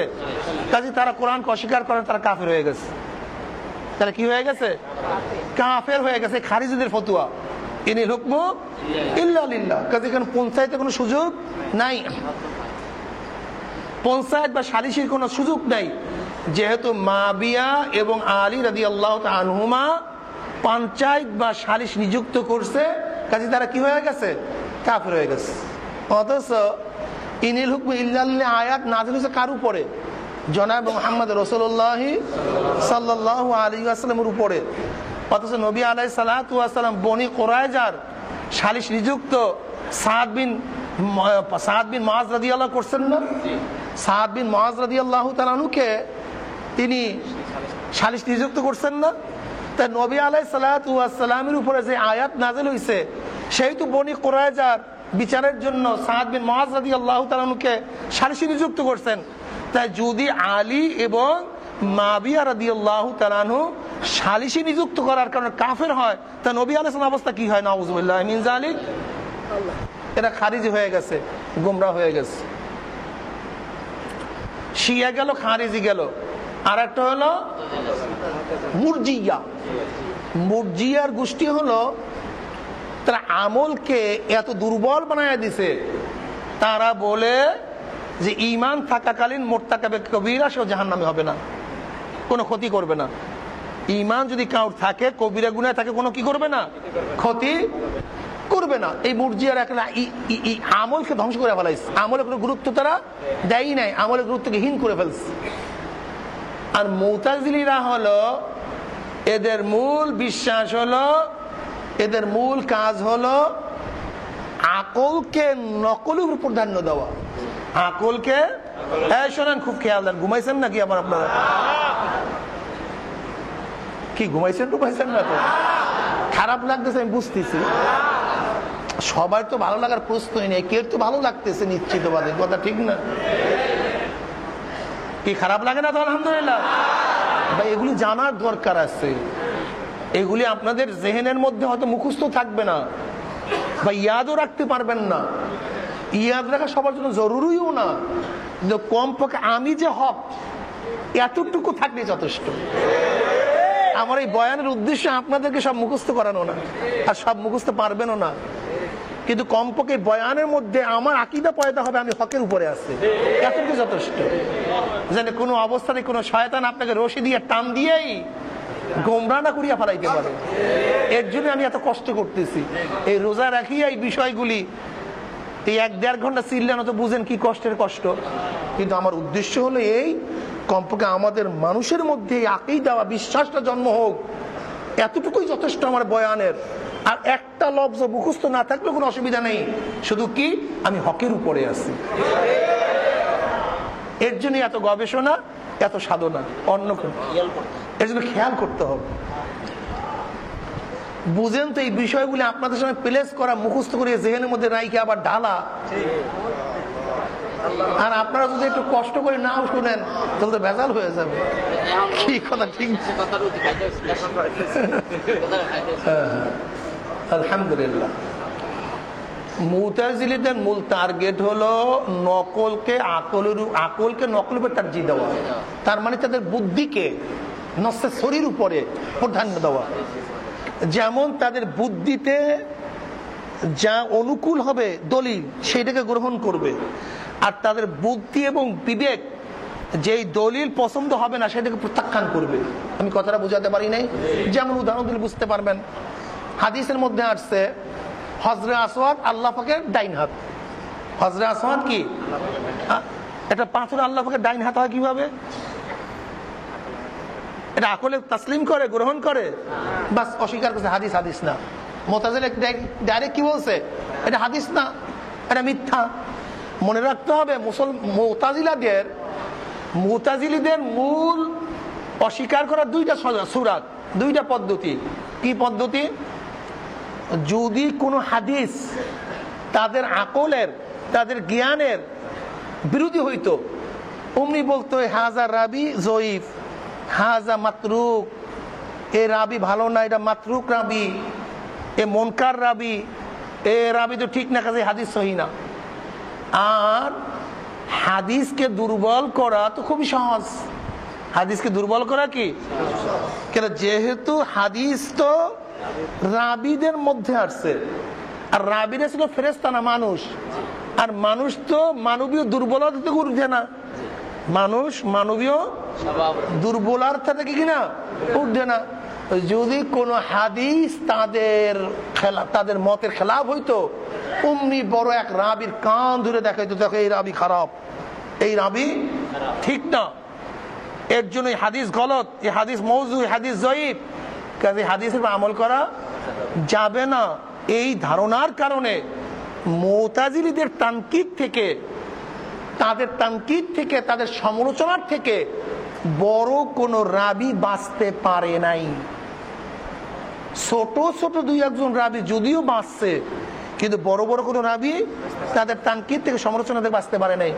তার থেকে ইমাম বুখারীও বাহিরে না, ইমাম বুখারীও কি বাহিরে না। এমনকি জানেন আপনার ইমাম বুখারী রাহমাতুল্লাহ আলাইহিকে মুতাজিলিরা আকীদার দিক থেকে বলছে কাফের, এবং হাদিস রাওয়ায়াতের দিক থেকে বলছে মুদাল্লিস। ঘটনা কি? ইমাম বুখারী রাহমাতুল্লাহ আলাইহি নিশাপুরে গেলেন, মানুষ তাকে সম্মান শ্রদ্ধা করলেন, হাদিস পড়াইতেছিলেন। এর মধ্যে মুতাজিলিদের আকীদার একজন ব্যক্তি, সেটা আমি সামনে বলবো, একজনে প্রশ্ন করছে কোরআন সম্পর্কে আপনার এটাকে হাদিস না কাদিম, এই প্রশ্ন করছে।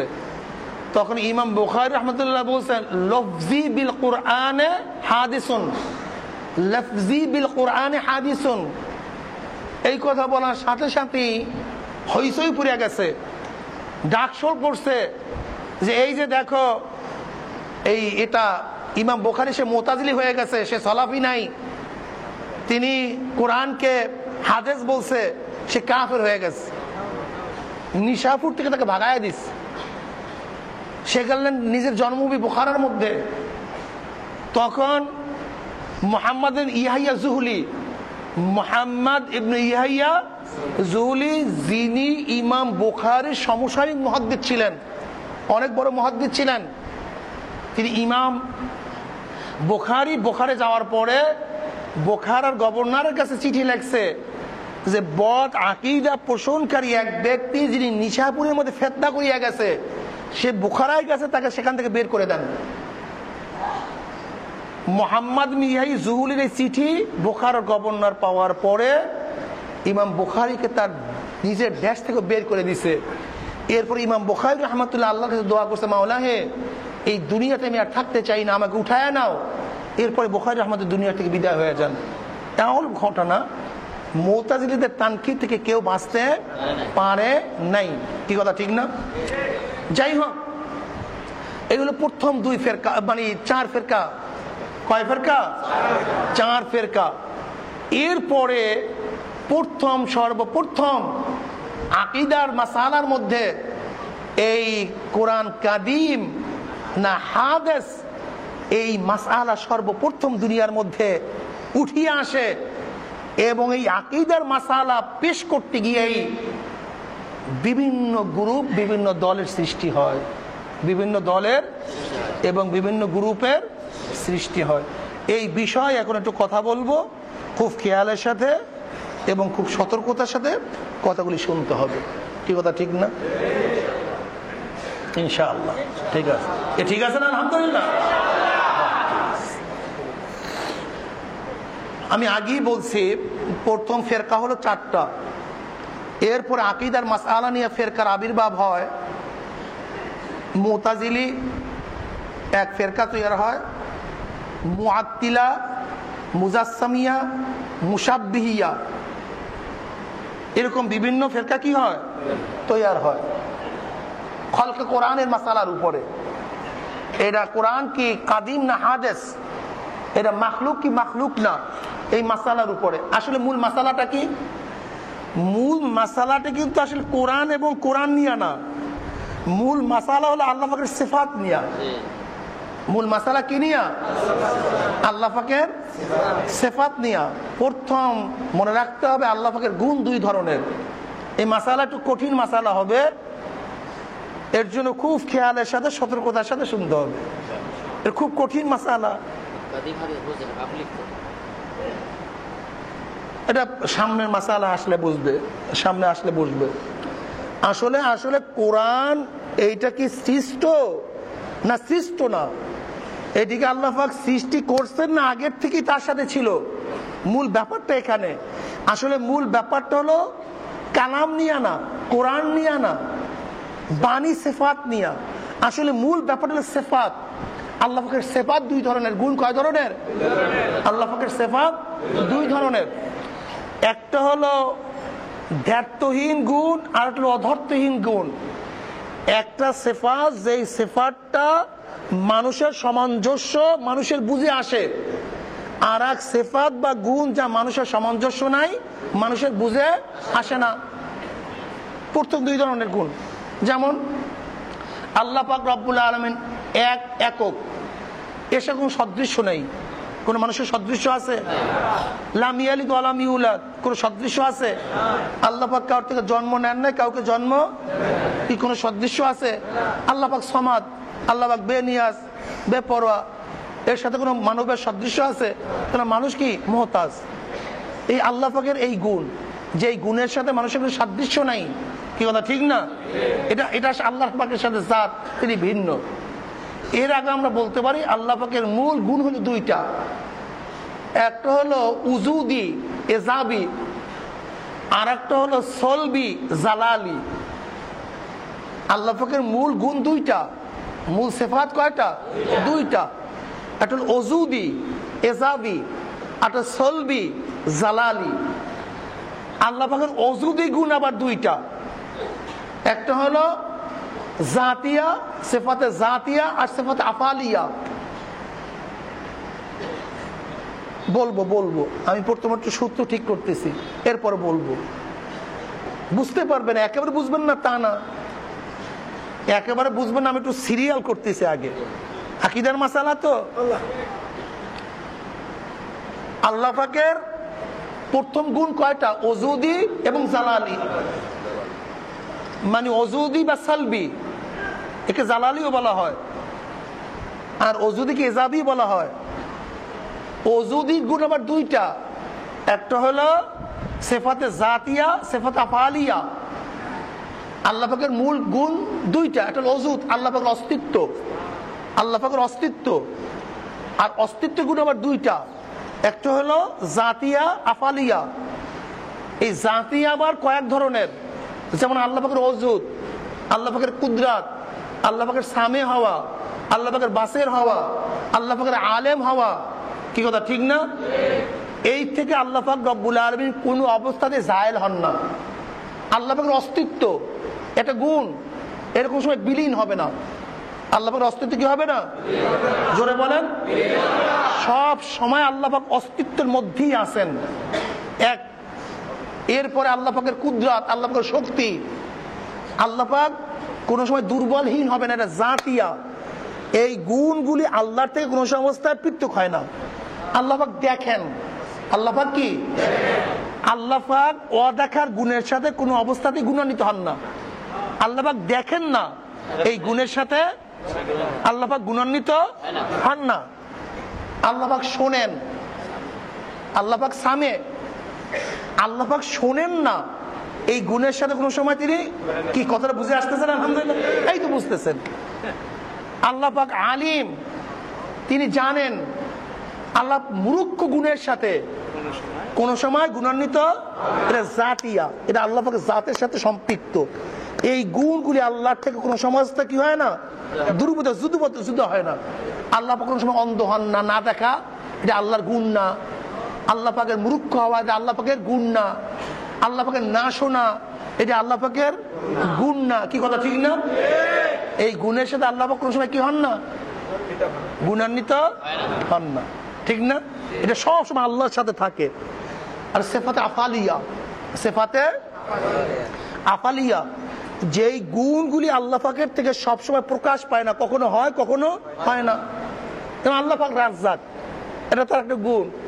সব সময় খাওয়ান না, আবার কখনো খাওয়ান ছাড়াও থাকেন না, কখনো খাওয়ান কখনো খাওয়ান না, এটা একটা কাজের গুণ। আল্লাহ পাক হায়াত দাতা, হায়াত তার একটা গুণ। আল্লাহ পাক সব সময় একসাথে হায়াতও দেন না, আবার সবাইকে একসাথে। এই গুণগুলি কখনো তার থেকে প্রকাশ হয়, কখনো প্রকাশ হয় না। আল্লাহ পাক মৃত্যুদাতা, এটা তার গুণ না বাবা? কি আল্লাহ পাক মৃত্যু দেয়? কে? সবাইকে একসাথে মৃত্যু দেয় না, এটা আফআলিয়া, তার একটা গুণ, কাজ, কাজের গুণ। এটা সবসময় করেনও না, আবার কখনো করেন না তাও না। সিফাতে আফআলিয়া কখনো তার থেকে প্রকাশ হয়, কখনো কি হয় না।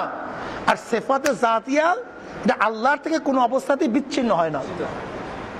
এই গুণের সাথে গুণান্বিত হন না। আর হলো সিফাতে সলবিয়া, সিফাতে সলবি, যেই গুণে আল্লাহ পাক রব্বুল আলামিন কোনো অবস্থাতেই গুণান্বিত হন না, এটা তার থেকে দূরবর্তী গুণ। কথা বোঝেন নাই? যেই গুণে আল্লাহ পাক রব্বুল আলামিন কোনো অবস্থাতেই গুণান্বিত হন না। যেমন আল্লাহ পাক সমাদ, লাম ইয়ালিদ ওয়া লাম ইউলাদ, লা জিসমা লাহু ওয়া লা জাওহারা লাহু। আল্লাহ পাক রব্বুল আলামিন কাউকে জন্ম দেয় নাই, কাউর থেকে জন্ম নেয় নাই। এই গুণে আল্লাহ পাক কখনো গুণান্বিত, কি কথাটা বুঝাতে পারি নাই? আল্লাহ পাক কাউর থেকে জন্ম নিছে, কাউকে জন্ম দিছে, এটা তার একটা গুণ। এটা কি? এইটা, এই গুণে তিনি কোনো অবস্থাতেই গুণান্বিত হন না। তিনি জন্ম দেন না, তিনি জন্ম, লা জাওহারা লাহু ওয়া লা জিসমা লাহু। আল্লাহ পাকের কোনো শরীর নাই, আল্লাহ পাকের কোনো অবয়ব কায়া নাই। এই গুণে আল্লাহ পাক রব্বুল আলামিন কোনো অবস্থাতেই গুণান্বিত, জোরে বলেন, গুণান্বিত হন না। এক কথায় আল্লাহ পাক রব্বুল আলামিন কোনো নোকসান, কোনো আয়েব বা দোষে দোষান্বিত হন না। সুবহানাল্লাহ অর্থ কি? সুবহানাল্লাহ অর্থ কি? কি পবিত্র?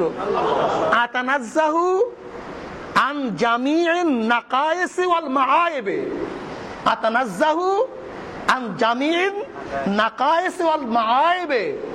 সুবহানাল্লাহ, আমি আল্লাহ পাকের পবিত্রতা ঘোষণা করতেছি তার সমস্ত নুকসান থেকে, সমস্ত দোষ ত্রুটির থেকে। আমার আল্লাহ সমস্ত দোষ ত্রুটি এবং বিচ্যুতি থেকে কি পবিত্র। এই হলো সুবহানাল্লাহ। এর নাম কি সুবহানাল্লাহ। অর্থ কি? আতানাজ্জাহু আন জামিইল মাআইব ওয়ান নাকায়েস। আমি আল্লাহ পাক রব্বুল আলামিন সমস্ত দোষ ত্রুটির থেকে পবিত্রতা ঘোষণা করতেছি। এই গুণে আল্লাহ পাক রব্বুল আলামিন গুণান্বিত নাম। এটা হলো সিফাতে সলবি। এটা কি সিফাতে সলবি। আর হামিদতু হামিদ অর্থ কি? এই যে বলছেন আলহামদুলিল্লাহ, আলহামদুলিল্লাহ অর্থ কি? আহমাদুহু লি জামিল কামালাতে লি জামিল কামালাত ওয়াল মাহাসিনে, লি জামিল কামালাতে ওয়াল মাহাসিনে। পরিপূর্ণ গুণের মালিক আল্লাহ বিধায় আমি তার প্রশংসা করতেছি। এটা উজুদি, এটা কি ওজুদি। আর সুবহানাল্লাহ সলবি। এই সুবহানাল্লাহ আলহামদুলিল্লাহর মধ্যে আল্লাহ পাকের যতগুলি গুণ আছে সমস্ত গুণের সমন্বিত হয়ে যায়। তাই যাই হোক, একটা দ্ব্যর্থবোধক গুণ আর একটা হলো অদর্থবোধক গুণ। দ্ব্যর্থবোধক গুণ যেই গুণের সাথে, অদর্থবোধক গুণ যেই গুণের সাথে বান্দার কোনো সামঞ্জস্যতা নাই। কথাটা বুঝাতে পারি নাই? আল্লাহ পাক এক, আল্লাহ সামাদ, বেনিয়াজ, বেপরোয়া, লাম ইয়ালিদ ওয়া লাম ইউলাদ। কি কথা ঠিক না? এর সাথে কার কোনো কি নাই? সামঞ্জস্যতা নাই। এ নিয়ে কোনো ইখতিলাফ হয় নাই। আর এক ধরনের গুণ, যেই গুণগুলির সাথে মাখলুকাতের কি আছে? সামঞ্জস্যতা আছে, দ্ব্যর্থবোধক গুণ। যেমন আমরা দেখি আল্লাহ, কথা বলেন না কেন? আমরা শুনি আল্লাহ, কি কথা ঠিক না? এই যে দেখেন, আমরাও দেখি আল্লাহও দেখে, আমরা শুনি আমরাও কথা বলি আল্লাহ। এই যে কালাম, কালাম গুণ, এই শুরু হয়ে গেল। যেই গুণগুলির সাথে মানুষের কোনো সম্পর্ক সাদৃশ্য নাই, সেই গুণ নিয়ে কোনো ইখতিলাফ নাই।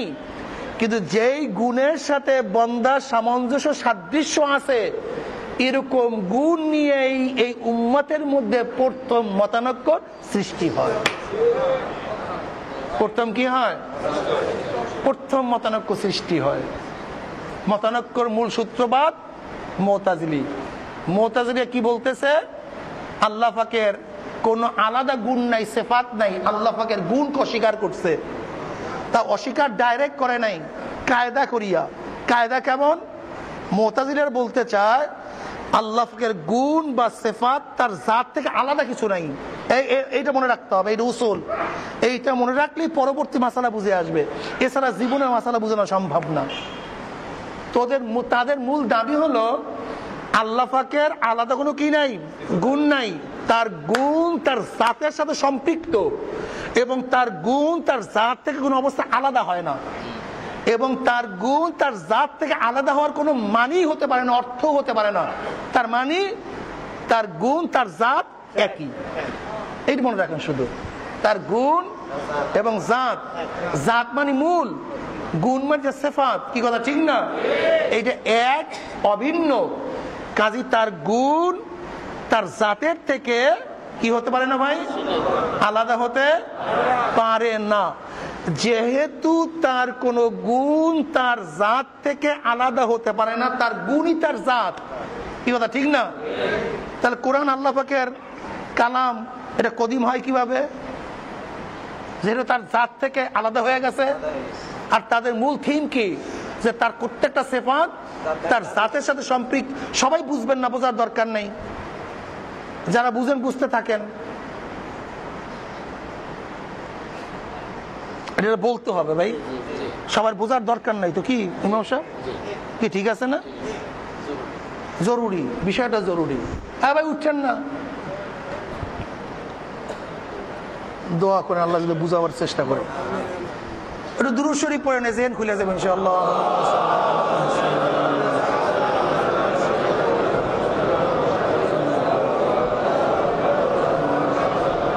শোনেন, আমার দুইটা বিষয়। আমি আমি আমি এই যে ফয়জুল করিম, আমার একটা জাত, আমার কিছু গুণ আছে না? আমি কথা বলি, এটা আমার গুণ। আমি দেখতে পাই, এটা আমার গুণ। আমি যে শুনতে পাই এটা আমার গুণ, কি কথা ঠিক না? এটা হলো জাত, আর এটা হলো জাত যেই ব্যক্তির গুণ, কি কথা ঠিক না? তাহলে মুতাজিলীদের মূল কথা হলো আল্লাহ পাকের কোনো সিফাত বা গুণ বলতে আলাদা কিছু নাই, প্রথম অস্বীকার করছে, তাও কায়দা করিয়া। কায়দাটা কি? তাদের মূল কায়দা হলো এই যে আল্লাহ পাকের গুণ, তার সিফাত, তার জাতের সাথে মুত্তাসিফ, মিলিত। কোন অবস্থাতেই আল্লাহ পাকের জাতের থেকে তার গুণ আলাদা হয় না, এটা মূল থিম, কি কথা ঠিক না? যেহেতু তার জাতের থেকে তার গুণ আলাদা হয় না, আজকে যে আমরা কোরআন পড়তেছি এটা আমাদের কাছে, কি কথা ঠিক না? তা সেটা আলাদা হয়ে গেছে, কাজে যেহেতু এটা আলাদা হয়ে গেছে তাহলে কোরআন কি হবে? মাখলুক হবে, এটা সৃষ্ট হবে, এটা কাদিম হবে না। আল্লাহ পাকের মূল গুণ তার জাত থেকে যেহেতু আলাদা না, কাজে কালাম, কথা বলা, এই যে আল্লাহ পাকের গুণ, তা কালাম, বাণী, এই যে বাণী গুণ যেহেতু আল্লাহর থেকে কোনো অবস্থাতে আলাদা হয় না, কাজে বর্তমানে আমরা যেই কালাম দেখতে আসি এই কালাম কদিম না, এটা পুরান না, বরং হাদিস নয়া সৃষ্ট। আর তাদের কালাম বাণী বা বাণী গুণের মূল কারণ কি? মূল বাণী গুণ কিভাবে সৃষ্টি হয়? তারা বলেন যে কালাম মানে কোনো এক জায়গায় কথাকে সৃষ্টি করা, তাদের ভাষায় মানে কালাম অর্থ কি? কোন জায়গায় কথাকে কি করা? সৃষ্টি করা। কাজে আল্লাহ পাক রব্বুল আলামিন এই কালামকে সৃষ্টি করছেন, এটা সৃষ্ট, এটা কি না? এটা মাখলুক, এটা কাদিম না। আচ্ছা, সামনে আর একটু পড়িয়ে বুঝবেন ইনশাআল্লাহ, আশা করি, বা কঠিন হইতে পারে আমি জানি না। যাই হোক, এটা তার মূল থিওরি। আর মুআত্তিলার গোষ্ঠী তারা আল্লাহ পাক রব্বুল আলামিন সমস্ত সিফাতকে অস্বীকার করছে, যে আল্লাহ পাকের কোনো সিফাত নাই, কোনো গুণ নাই, আল্লাহ পাকের কোনো কি নাই, কোনো গুণ নাই, কোনো গুণে তিনি গুণান্বিত না, সাদৃশ্যপূর্ণ, মানুষের সাথে সাদৃশ্যপূর্ণ এরকম গুণ বা সিফাত আল্লাহ পাকের হতে পারে না। যদি সাদৃশ্যপূর্ণ কোনো গুণ আল্লাহরই হয় তাহলে মানুষের সামঞ্জস্যতা হওয়া লাজেম, আর মানুষের সাথে সাদৃশ্যপূর্ণ আল্লাহ হতে পারে না। এর জন্য তারা আল্লাহ পাকের গুণকে অস্বীকার করছে, যে মানুষের সাদৃশ্যপূর্ণ কোনো গুণ এটা আল্লাহ পাকের গুণ হতে পারে না। যদি মানুষের সাথে সাদৃশ্যপূর্ণ কোনো গুণ আল্লাহর গুণ হয় তাহলে মানুষ আল্লাহর মধ্যে, আল্লাহ মানুষের মধ্যে হওয়া কি হয়ে যায়? জরুরি হয়ে যায়, লাজম হয়ে যায়। কাজে এই মানুষের সাথে সাদৃশ্যপূর্ণ গুণ আল্লাহর গুণ হতে পারে না। এই জন্য মুআত্তিলীরা তারা সমস্ত আল্লাহ পাকের গুণকে অস্বীকার করছে, যা কোনো গুণই নেই, আস্তাগফিরুল্লাহ। এরপরে আসেন মুজাসসিমা গোষ্ঠী। মুজাসসিমিয়া গোষ্ঠীর তাদের আকীদা কি? আল্লাহ পাকের আমাদের মধ্যে শরীর আছে, হাত পাও আছে, আমাদের মধ্যে কি আছে? দেখেন, আমি শেষে যাব কোথায়? আমি মূল যাব কিন্তু লামুজাবিদের দিকে, আমার মূল টার্গেট কিন্তু ওখানে। এগুলি সব পাও, এগুলি যা বলতে সব পাও, আমার মূল টার্গেট কিন্তু আসল জায়গা। কথা বোঝেন না? ওরা গোমরা ফেরকা কেন? আপনারা শুধু জানেন আমিন জোরে পড়া, আসতে পড়া, ওই হাত মারা না মারা, কিন্তু তাদের আকীদার মধ্যে ডিস্টার্ব কোন জায়গায় এটা বুঝাবার জন্য আমার এত কষ্ট হইতেছে আপনাদের জন্য। ওদের মূল আকীদার মধ্যে ডিস্টার্ব, মূল আকীদার মধ্যে গ্যাঞ্জাম, সেইটা আপনাদেরকে প্রমাণ দেবো আমি, যে কোথায় গিয়ে লামুজাবে ঠেকছে এবং তাদের অবস্থা কি। দেখেন, মুজাসসিমিয়া গোষ্ঠীর খেয়াল হলো আল্লাহ পাকের জিসম আছে, হাত পাও আছে। মুশাব্বিহা গোষ্ঠীর খেয়াল কি? আল্লাহ পাকের যদিও দেহ নাই কিন্তু তার হাত পাও বা চক্ষু অনুরূপ কি তারও আছে, কি কথা ঠিক না? কিন্তু দেহ না থাকলেও হাত পাও বা শরীর মানুষের মতোই, সাদৃশ্যপূর্ণ মাখলুকাতের মতোই মুশাব্বিহা, তাশবিহ করছে। আহলে সুন্নাত ওয়াল জামাতের আকীদা কি? এইবার আহলে সুন্নাত ওয়াল জামাতের আকীদা হলো কোরআন ও হাদিসের মধ্যে আল্লাহ পাকের যত গুণ আছে সেই সমস্ত গুণে আল্লাহ পাক গুণান্বিত। কোরআন ও হাদিসের দ্বারা যত গুণ প্রমাণ পাওয়া যায় সমস্ত গুণে আল্লাহ পাক গুণান্বিত, কিন্তু তার গুণ আমাদের বুঝে উপলব্ধি করতে পারি না, আমাদের বোধগম্য না। তার সমস্ত গুণ আমাদের বোধগম্য না, কিন্তু তিনি সমস্ত গুণে গুণান্বিত। কিভাবে গুণান্বিত তা আমরা জানি না। কি কথা ঠিক না? এখানে খুব ভালো মতো মনে রাখতে হবে যে আল্লাহ পাক সমস্ত গুণে গুণান্বিত, কিন্তু তার গুণ আমাদের তার শান অনুযায়ী, কামাইয়ালি কুফিশানিহি, তার শান অনুযায়ী এই গুণ সম্পর্কে আমরা স্পষ্টভাবে ভালো বুঝি না। তবে হ্যাঁ, যাদের জেহেনের মধ্যে ক্যান্সার ঢুকিয়ে গেছে তাদেরকে আমরা বিভিন্ন বুঝ দান দেওয়ার চেষ্টা করি, কিন্তু এইটাই সহি এরকম কথা আমরা বলি না। এটা আহলে সুন্নাত ওয়াল জামাতের আকীদা। এবার আসেন, কোরআন খালেক না মাখলুক, এটা কি কাদিম না হাদিস? এখানে বুঝতে গেলে প্রথম দুইটা জিনিস বুঝতে হবে, দুইটা শব্দ অর্থ বুঝতে হবে।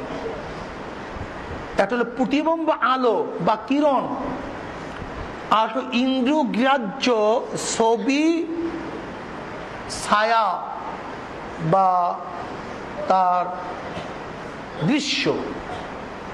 ইন্দ্রিয়গ্রাহ্য ছায়া বা ছবি, আর একটা হলো প্রতিবিম্ব আলো বা কিরণ।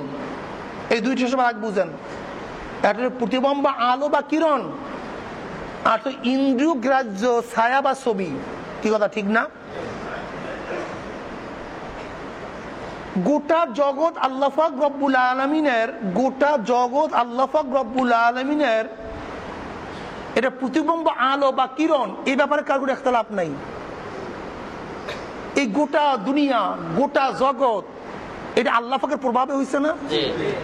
আল্লাহ পাক সৃষ্টি করছেন না? আল্লাহ পাক রব্বুল আলামিন মূল ওজুদের এবং সিফাতের বহিঃপ্রকাশ না? কি কথা ঠিক না? এটা তার প্রতিবিম্ব আলো না, তার কিরণ না? কি কথা ঠিক না? এই ব্যাপারে কার কোনো কি নাই, ইখতিলাফ নাই, কার কোনো ইখতিলাফ নাই। সবাই এই কথা একমত, গোটা জগৎ আল্লাহ পাক রব্বুল আলামিন প্রতিবিম্ব একটা কিরণ, এটা তার থেকেই হয়েছে। কি কথা ঠিক না? কিন্তু কোরআনকেও মুতাজিলা বলতে চায় এটাও আল্লাহ পাক রব্বুল আলামিনের একটা প্রতিবিম্ব আলো বা কিরণ।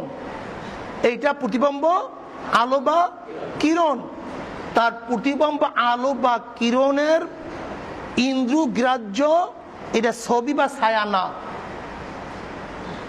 কথা বুঝাইতে পারিনি? একটু উদাহরণ দিলে সামনে বুঝতে পারবেন। আল্লাহ পাক রব্বুল আলামিনের গুণের মধ্যে কিছু গুণ আছে যেই গুণগুলির প্রতিবিম্ব আলো বা কিরণ আমরা দেখি, কিন্তু মূল গুণটা আমরা দেখি না। যেমন আল্লাহ পাক রাজ্জাক, এটা তার একটা গুণ, কিন্তু আল্লাহ পাক রব্বুল আলামিন রাজ্জাকিয়াত গুণটা আমরা দেখি না। আমরা দেখি কি, রাজ্জাকিয়াতের গুণের যে প্রতিবিম্ব আলো বা কিরণ পড়ছে সেই রিজেক্টটা দেখি এবং রিজেক্ট ডাটাকে দেখি। কিন্তু আল্লাহ পাক রব্বুল আলামিন কিভাবে রিজেক্ট দান করেন, সৃষ্টি করেন, এটিকে আমরা দেখি নাকি? রাজ্জাককে, এই রাজ্জাকিয়াত গুণকে আমরা দেখছি? আমরা কি দেখতেছি? এই রাজ্জাকিয়াতের গুণের যে প্রভাব পড়ছে সেই প্রভাবটা রিজেক্ট দেখি, রিজেক্ট প্রাপ্তকে দেখি। কি কথা ঠিক না? আল্লাহ পাকের রাজ্জাকিয়াত গুণটা, এই যে মূল গুণটা, এটা হলো কাদিম, এটা আল্লাহর সাথে মুত্তাসিফ, মূল গুণটা।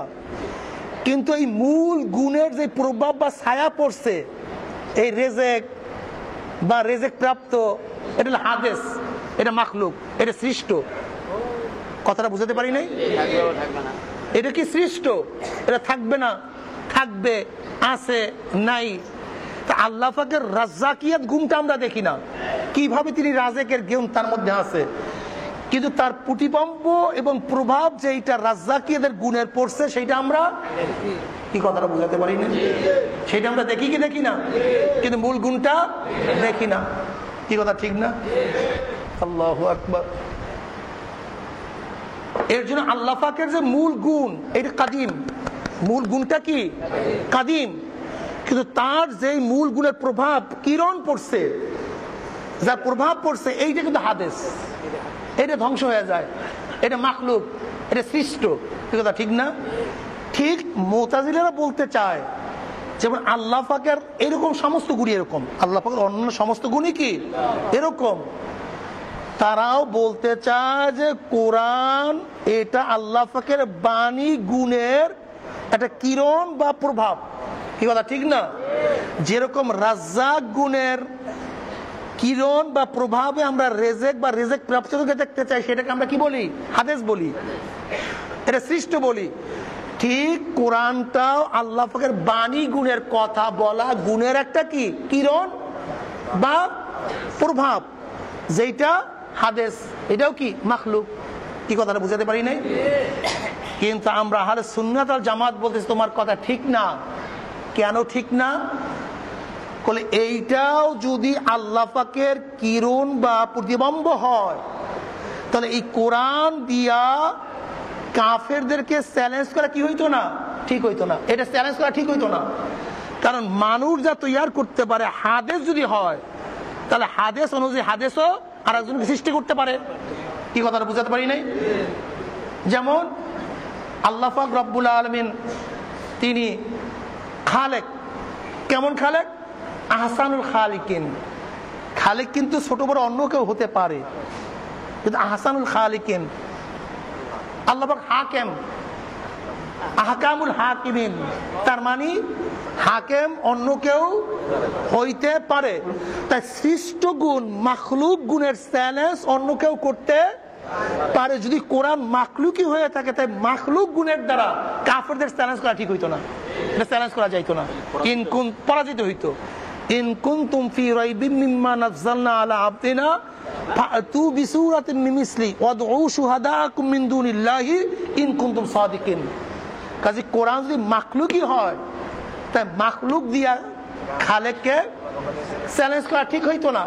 কেন? সেও মাখলুক, আর একটাও মাখলুক, আমিও মাখলুক, আর একটাও মাখলুক। কাজে মাখলুক দিয়ে মাখলুকের চ্যালেঞ্জ ঠিক হইতো না। বরং এই কোরআন সে মাখলুক না, বরং কাদিম, বিদায় কোরআন দিয়ে আরেকজনকে চ্যালেঞ্জ দেওয়া কি হয়েছে? ঠিক হয়েছে। কথাটা বুঝাতে পারিনি। এখন আমরা বলবো যে শোনেন, মুতাজিলির গোষ্ঠী আসলে অন্য অন্য অন্য অন্য গুণগুলির প্রতিবিম্ব ছবি বা কিরণ, এটা তো বুঝলাম, কিন্তু কোরআন হলো শুধু পার্থক্য এতটুকু, কোরআন ও আল্লাহ পাক রব্বুল আলামিন বাণী গুণের ইন্দ্রিয় গ্রাহ্য ছবি। অন্য অন্য আল্লাহ পাক রব্বুল আলামিনের গুণগুলি ইন্দ্রিয় গ্রাহ্য না, ইন্দ্রিয় অনুভব করতে পারে না, ইন্দ্রিয় দেখতে পারে না। শুধু পার্থক্য হলো এতটুকু পার্থক্য, খুব কঠিন এবং সূক্ষ্ম একটা পার্থক্য। যেমন আল্লাহ পাক রব্বুল আলামিনের অন্য অন্য গুণগুলি ইন্দ্রিয় গ্রাহ্য না, মানে আমাদের অনুভূতির বাহিরে পঞ্চ ইন্দ্রিয়র মাধ্যমে আল্লাহ পাকের অন্য অন্য গুণগুলিকে অনুভব করা কি না, দেখা সম্ভব না। কিন্তু কোরআন বাণীটা, আল্লাহ পাকের বাণী গানিটা, এটা সম্পূর্ণ ভিন্ন। অর্থাৎ এখানে শুধু পার্থক্য এতটুকু, গোটা দুনিয়ার সমস্ত জিনিস আল্লাহ পাকের গুণের একটা প্রতিবিম্ব ছবি, প্রতিবিম্ব এবং তার কিরণ। আর কোরআনটা হলো আল্লাহ পাক রব্বুল আলামিনের বাণী গুণের, কালাম গুণের বাহ্যিক ইন্দ্রিয়গুলো যে ছবি, এটা আমরা দেখতে পাই, এই আল্লাহ পাকের কালাম, আর কিছু না। অন্যগুলি কোন গুণের সাথে এই গুণের কি নাই আদৌ সম্পর্ক, একটু পার্থক্য আছে। ওগুলি ইন্দ্রিয় গ্রাহ্য না, এই ইন্দ্রিয় গ্রাহ্য, শুধু এতটুকু। হ্যাঁ, বাইরে ছাড়ে নাই। মানে একটা গুণ, একটা গুণের আল্লাহ পাক রব্বুল অনুমতি গ্রাহ্য আমাদেরকে দান করছেন, অন্য কোনো অনুভব করার মতো না, কিন্তু এইটাকে অনুভব করার মতো আল্লাহ পাক রব্বুল জ্ঞান আমাদের মধ্যে কি দান করছেন। কেন? এখানে একটা জিনিস মনে রাখতে হবে, আল্লাহ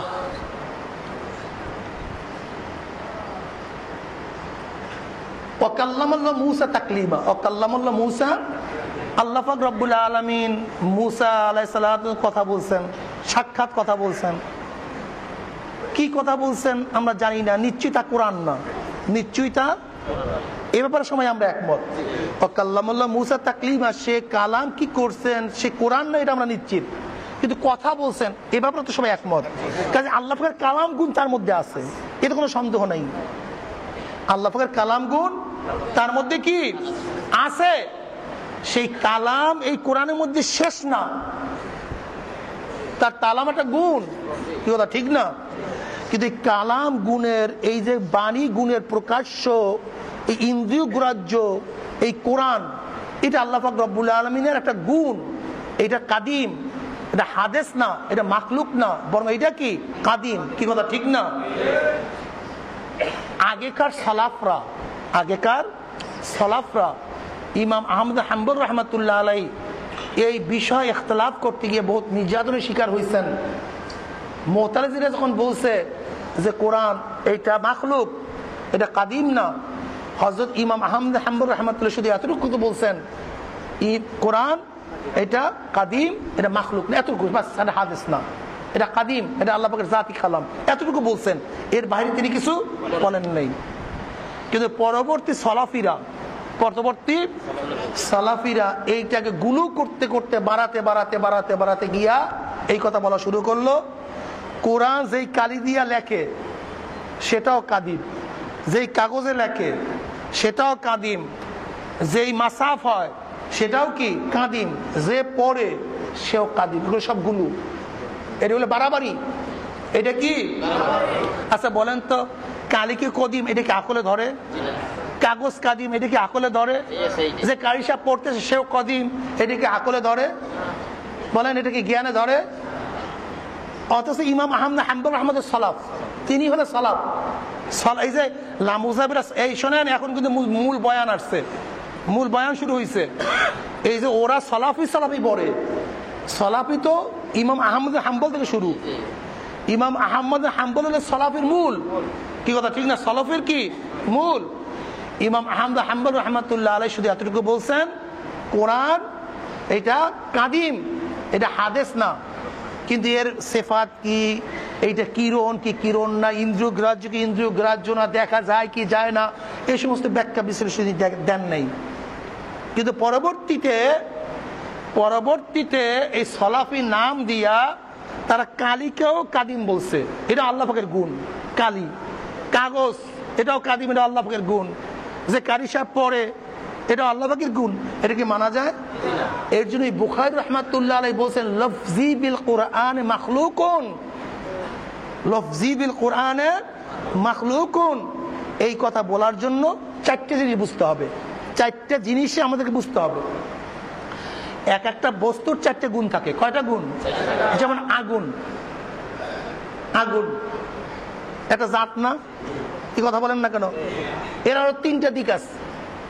আমি যে মুখে বললাম, কি বললাম? আগুন। আমি কাগজে লেখলাম, কি লেখলাম? আগুন। আমি অন্তরে কি চিন্তা করলাম? আগুন। তাহলে অন্তরের মধ্যে আগুন আছে কি নাই? কাগজের মধ্যে, জবানের মধ্যে, চুলার মধ্যে, এই চার আগুন কি এক আগুন? তাহলে দেখা গেল আগুনের চারটা গুণ আছে, চারটা দিক আছে। এটা হলো চুলার আগুন, আর হলো মুখের আগুন, আর হলো অন্তরের আগুন, আর হলো কাগজের আগুন। যেরকম কাগজে আগুন লাগলে আগুন পড়ে, কাগজ পড়ে না। মুখে আগুন উচ্চারণ করলে মুখ পুড়িয়া যায় না। অন্তরে আগুন চিন্তা করলে আগুন অন্তর পড়ায় দেয় না। কিন্তু চুলার আগুন হলো মূল আগুন। কি কথা ঠিক না? ঠিক তদ্রূপ আল্লাহ পাক রব্বুল আলামিনের বাণী, এটা মূল জাত, এই মূল বাণী এটা হলো কাদিম। কি কথা ঠিক না? কিন্তু আমরা যেই কোরআন তেলাওয়াত করি সেটা কাদিম না, আমার জবান থেকে যেটা হয়। ওই যে আগুন মুখে বলছি, এইটা কাদিম না, এটা হাদিস।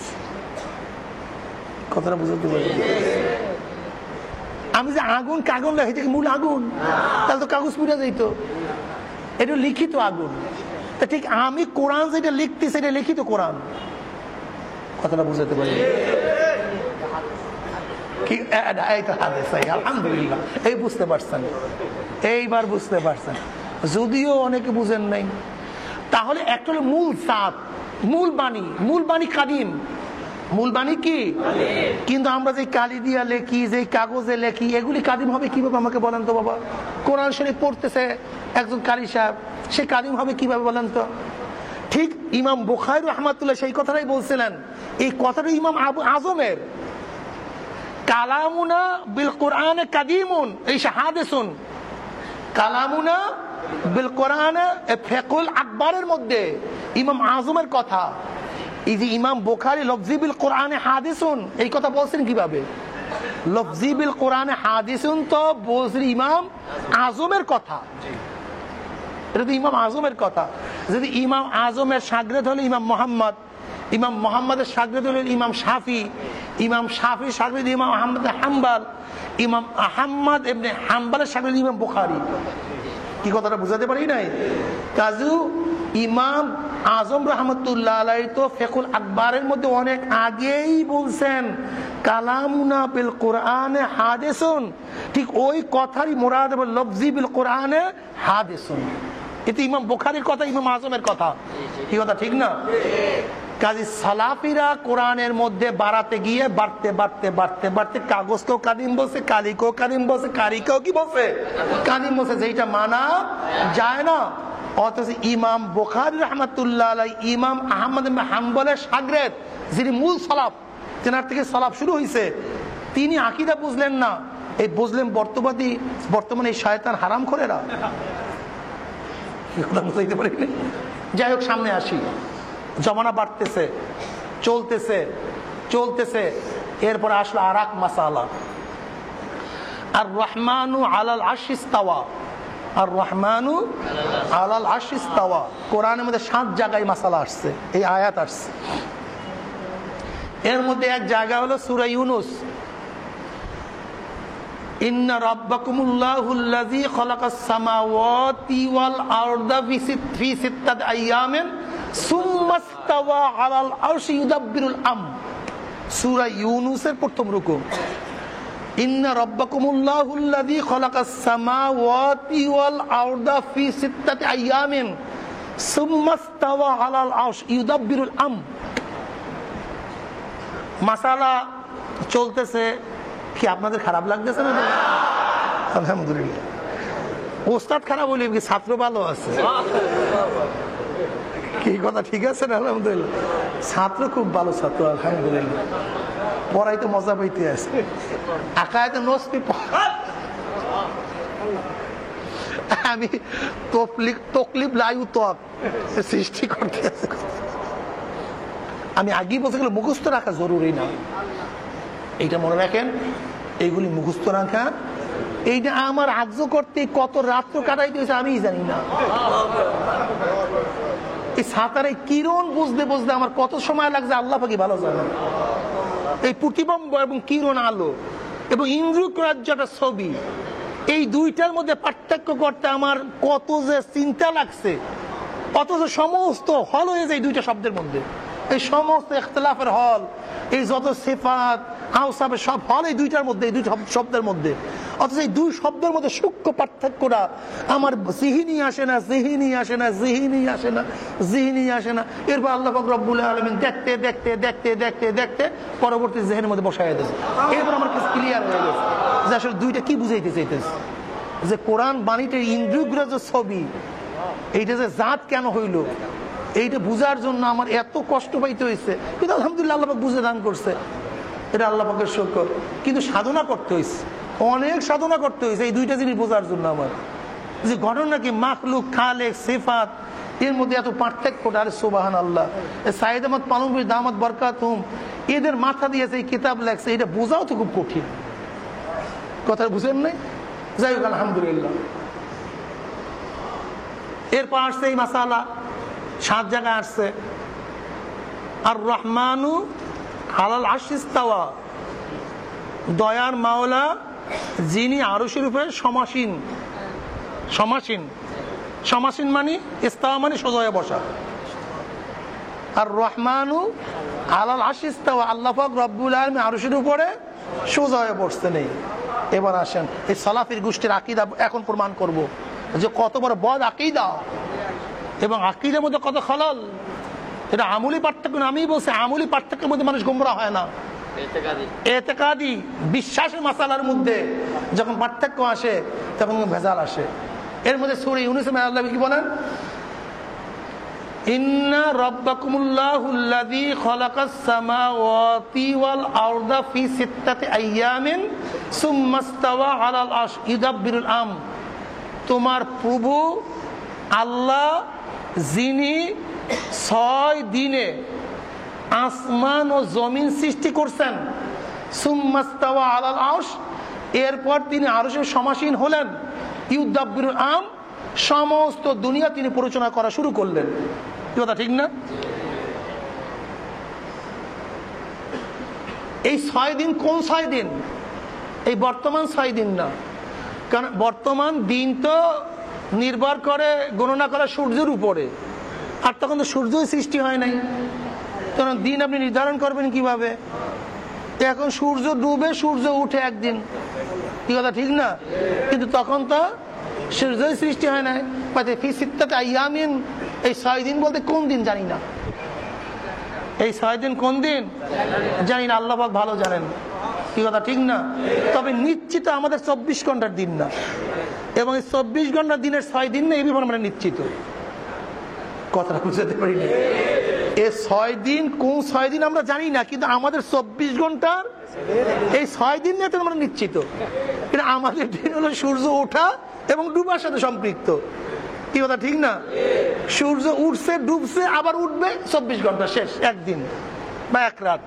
এখানে রাত দ্বারা দিন উদ্দেশ্য, দিন দ্বারা রাত উদ্দেশ্য। ফি সিত্তাতি আইয়ামিন, কিন্তু তখন সূর্য যেহেতু সৃষ্টি হয় নাই, ফি সিত্তাতি আইয়ামিন, এখানে দিন বলতে কি আমরা জানি না, এটা আল্লাহ পাক মালুম, আল্লাহ পাক ভালো জানেন। সুম্মা ইস্তাওয়া আলা আরশ, আল্লাহ পাক রব্বুল আলামিন আরশের উপরে সমসীন হলেন, সোজা হয়ে বসলেন। আস্তাগফিরুল্লাহ।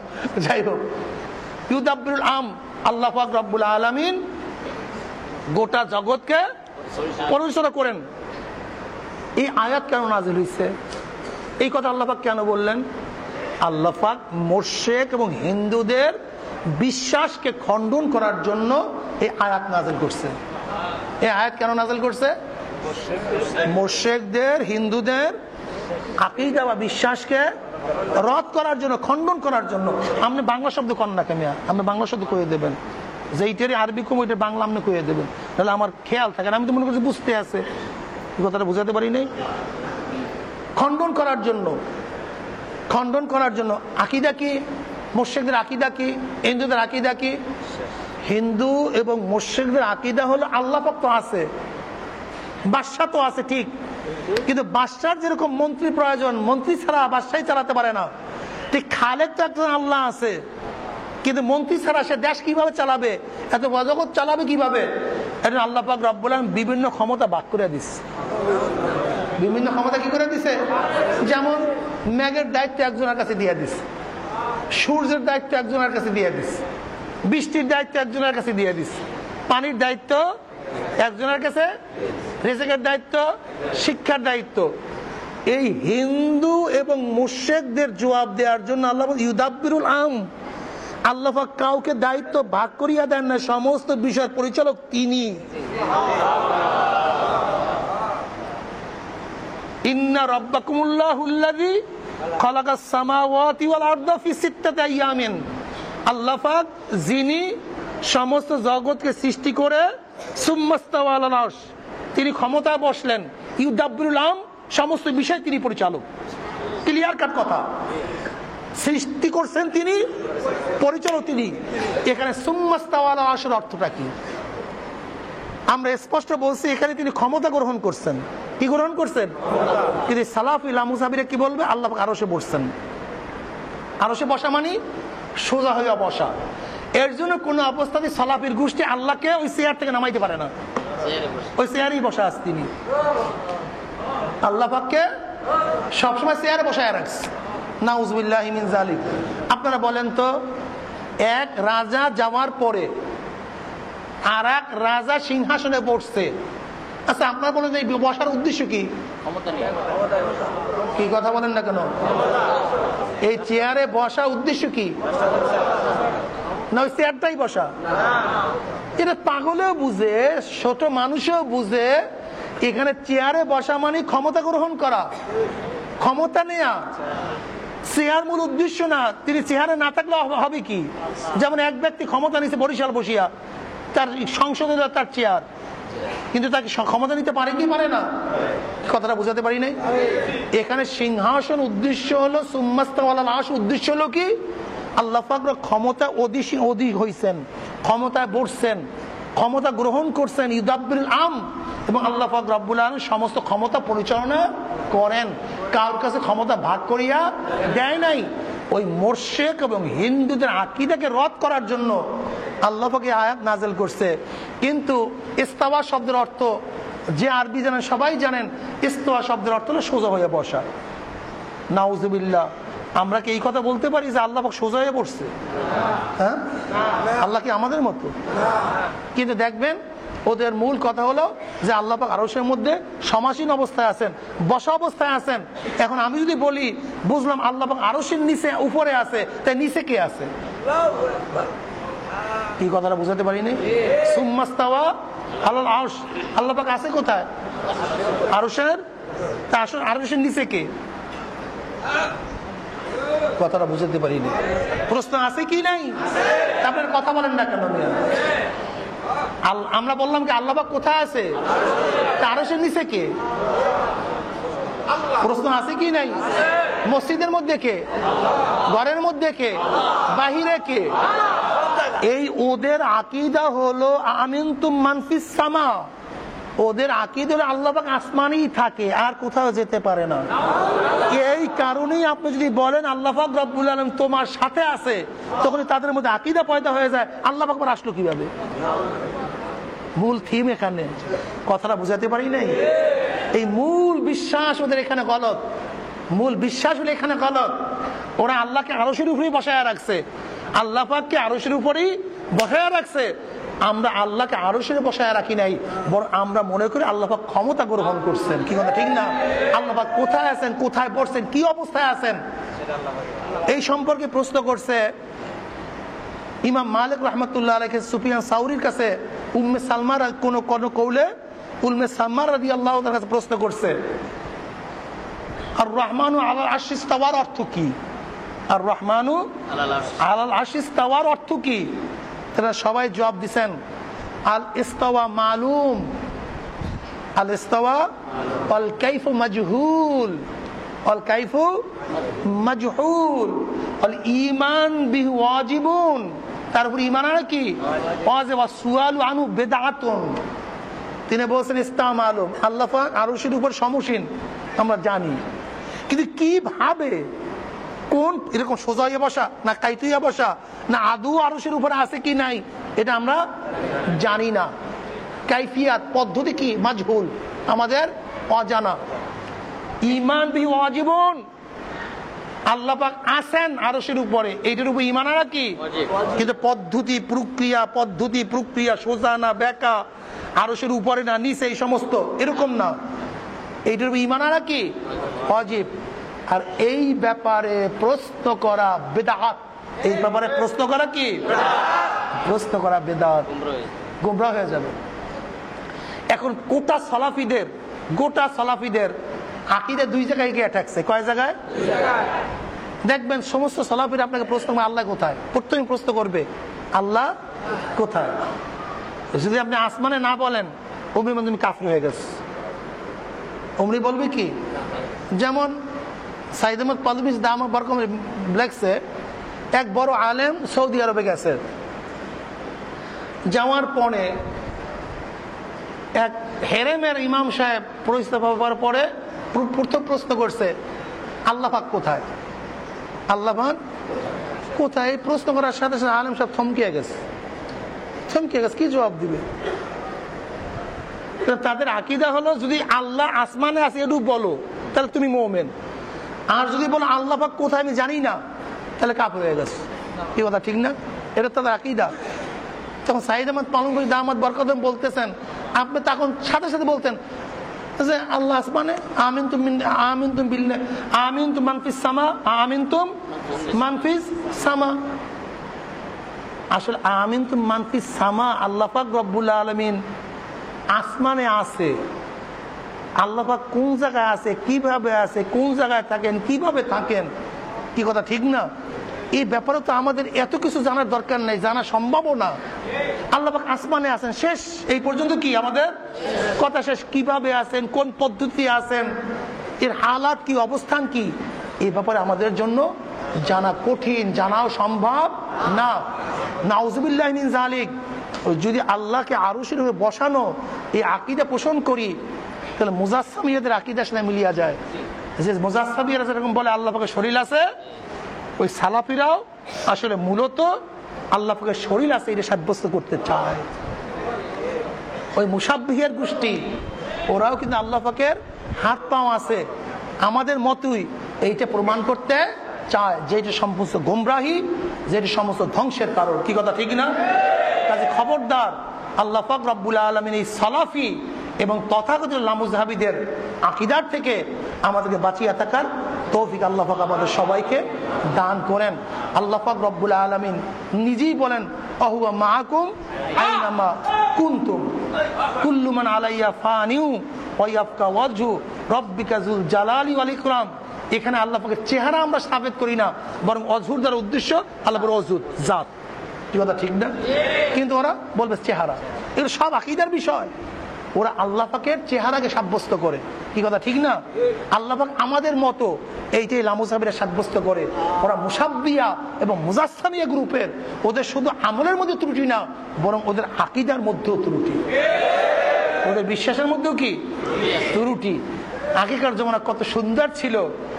আল্লাহ পাকের কালাম কোরআন, এটা হাদিস না কাদির, এটা কিরণ না বাহ্যিক ছবি না এটা গৃহযোগ্য ছবি, এই সমস্ত চিন্তা ভাবনা আগেকার জমানার কোনো মানুষ করতো না।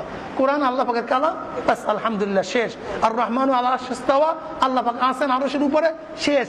পদ্ধতি প্রক্রিয়া যে সেম না যে সেম এই সমস্ত চিন্তা তারা করতো না। তাদের ঈমান খুব মজবুত ছিল।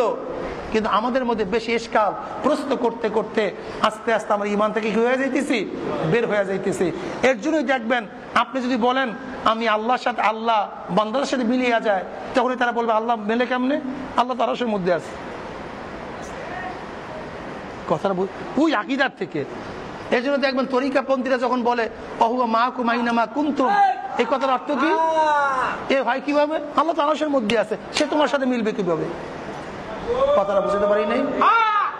আল্লাহ পাক ফাইনামা তুআল্লু ফাসাম মাওজুল্লাহ, তুমি যেদিকেই ঘুরাও না কেন তোমার চেহারা সেদিকে আল্লাহ পাকের চেহারা আছে। কি কথা ঠিক না?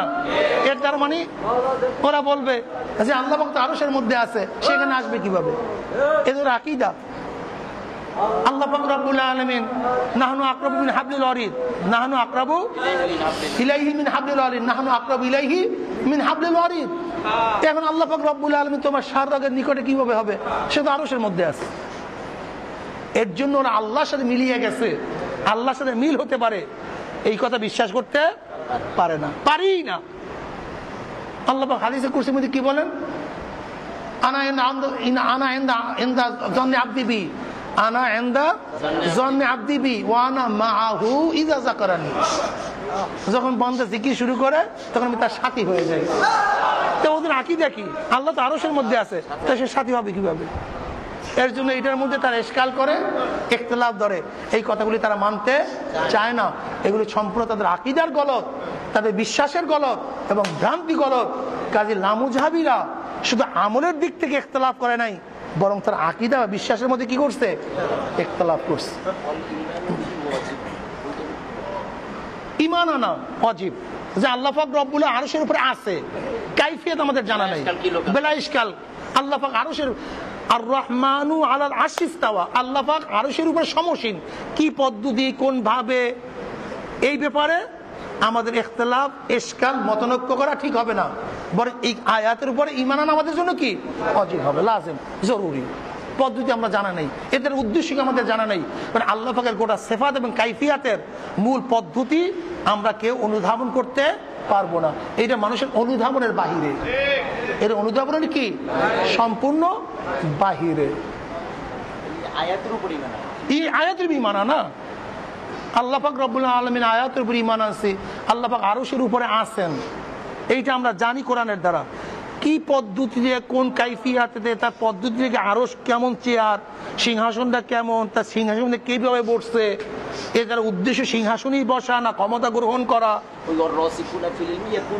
আমার নবী, কি কথা ঠিক না? এগুলো আয়াতে মুতাশাবিহের মধ্যে পড়ে, এটাও আয়াতে মুতাশাবিহের মধ্যে পড়ে। আল্লাহু আকবার। এর জন্য দেখবেন এই সালাফিরা আল্লাহ বন্দার সাথে মিলতে পারে, বন্দা আল্লাহর সাথে মিলতে পারে, এই কথা ওরা মানতে পারে না। কেমনে মানবে? তারা তো আল্লাহ পাকে আরো সে বসায় রাখছে। কি কথাটা বুঝাতে পারি নাই? এই যে মনে রাখতে হবে, সালাফিদের শুধু আমলি ডিস্টার্ব না, ওর আকীদার মধ্যে, ইতিকাদের মধ্যে কি আছে? ডিস্টার্ব আছে। শুধু ওদের আকীদা মুজাসসামিয়াদের আকীদার সাথে মিল, মুশাব্বিহাদের আকীদার সাথে মিল, ওদের আকীদার সাথে মুশাব্বিহা এবং মুজাসসামিয়ার আকীদার সাথে মিল আছে। আল্লাহ পাক রব্বুল আলামিন তথাকথিত লামুজাবিদের ফিতনার থেকে হেফাজত করে। কি রাজি আছেন আলহামদুলিল্লাহ? আর মনে রাখতে, বর্তমান সালাফি এতে ইমাম আহমদ হাম্বলের সালাফ না, এর হলো ভণ্ড সালাফ। কি সালাফ? ভণ্ড সালাফ। ইমাম আহমদ হাম্বল, এই ঘটনা এখন আর বলবো না, আজকে আর এই কথা বলার মতো জেহেনও নাই। হযরত আবুল হাসান আশআরী রহমতুল্লাহ আলাই, আবু মনসুর মাতুরিদি রহমতুল্লাহ আলাই এবং সলফের মধ্যে আহমদ হাম্বল রহমতুল্লাহ আলাই, এই তিনজনের আকীদা হলো মূল আকীদা। এই তিনজনের আকীদা, সলফের আকীদার মধ্যে ইমাম আহমদ হাম্বল রহমতুল্লাহ আলাইহির আকীদা, এটাকে সলফি আকীদা বলা হয়। আর আবুল হাসান আশআরী রহমতুল্লাহ আলাই, যেনার ইন্তেকাল হয়েছে 303 হিজরিতে, শাফি মাসলাকের, কথাটা আশআরী আকীদায় আশআইরা বলা হয়। আবুল হাসান আশআরী রহমতুল্লাহ আলাই, এই আকীদা আবু মনসুর মাতুরিদি রহমতুল্লাহ আলাই মাওয়ারুন নাহারে যে জন্মগ্রহণ করছেন, উনি হলেন হানাফি। উনি কি হানাফি? যার আকীদা মাতুরিদি আকীদা, যেনার ইন্তেকাল হলো 333 হিজরিতে। আর ইমাম আহমদ হাম্বল রহমতুল্লাহর ইন্তেকাল হলো 241 হিজরিতে। 241, 303, 333, এই তিনজনের আকীদা গোটা দুনিয়ার মধ্যে এখন সায়লাভ করছে। এই আকীদার সাথে যাদের মিল আছে তারা হক। এই বর্তমান সালাফি না, এই সালাফ বলতে কার? ইমাম আহমদ হাম্বল রহমতুল্লাহর আকীদা যারা বিশ্বাসী, যারা আশআরী, আবুল হাসান আশআরী রহমতুল্লাহ আকীদায় বিশ্বাসী, যারা আবু মনসুর মাতুরিদি রহমতুল্লাহ আকীদায় বিশ্বাসী, এই আকীদার সাথে যাদের সম্পর্ক আছে, এই আকীদা হক। আর চাই মুযাব হক। কয় মুযাব? হানাফি, মালিকি, শাফি, হানবলি, এই মাযহাবের বাহিরে এবং আকীদার বাহিরে যারা আকীদা রাখবে তারাও গোমরা। এই মাযহাবের বাহিরে যারা যাবে তারাও গোমরা। বলতে মানুষ আকীদা রাখবো মুতাজিলিদের, মাযহাব মারবো ফিকহি মাযহাব হানিফের, তারাও গোমরা। তাতেও কি হবে না? তোমার ঠিক থাকবে না। যেরকম জারুল্লাহ জমখশারী রহমতুল্লাহ আলাইহি, জারুল্লাহ জমখশারী কাশফের যে মুসান্নিফ, অনেক বহুত বড় মুফাসসির, কি কথা ঠিক না? এই জারুল্লাহ জমখশারী রহমতুল্লাহ ফিকহার মাসালা মানতেন ইমাম আযম আবু হানিফা রহমতুল্লাহ আলাইহি, কিন্তু আকীদা গ্রহণ করতেন মুতাজিলিদের। একজনের আকীদা মুতাজিলিদের এবং ফিকহি মাসালা কার? ইমাম আযমের। এটাও সহি না, বরং আকীদাও থাকতে হবে হকের, মাযহাবও থাকতে হকের। আকীদা এবং মাযহাব উভয় যখন হক তখন হক, কিন্তু আকীদা যখন গুমরাহি, মাযহাব গুমরাহি, তাতে কোনোদিন হকের উপরে চলতে পারবে না। কাজে আল্লাহ পাক আকীদার দিক থেকে এবং ফিকহি মাযহাবের দিক থেকে, উভয় দিক থেকে হক থাকার তৌফিক আল্লাহ পাক আমাদের সবাইকে দান করেন। সবাই একটু দুরূদ শরীফ পড়ুন।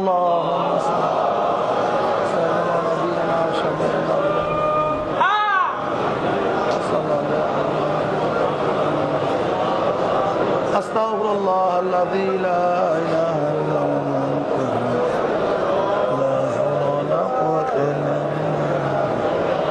আস্তাগফিরুল্লাহ আল্লাযী লা ইলাহা ইল্লা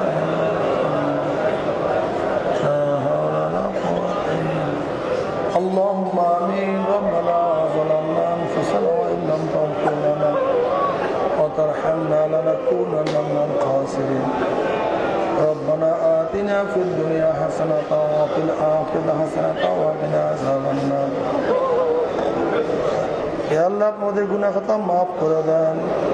يا الله আমাদের গুনাহ খাতা maaf করে দেন। يا الله যতদিন জিন্দা রাখেন ইসলামে জিন্দা রাখিয়েন, যখন শেষ ডাক দিবেন ঈমানের সাথে ডাক দিয়েন। ইয়া আল্লাহ যখন শেষ ডাক দিবেন ঈমানের সাথে ডাক দিয়েন। ইয়া আল্লাহ আমার মারিফতের দ্বারা অন্তরকে পরিপূর্ণ করিয়া দেন। আপনার মারিফতের দ্বারা অন্তরকে পরিপূর্ণ করিয়া দেন। ইয়া আল্লাহ আপনার মারিফতের দ্বারা অন্তরকে পরিপূর্ণ করিয়া দেন। মহাব্বত এদের অন্তরকে পরিপূর্ণ করিয়া দেন, আপনার মহাব্বত এদের অন্তরকে পরিপূর্ণ করিয়া দেন।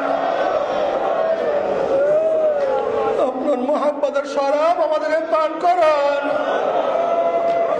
আল্লাহ আপনার ভয়ের অন্তরকে পরিপূর্ণ করিয়া দেন, দুনিয়ার সমস্ত ভয় অন্তরকে দূর করিয়া দেন।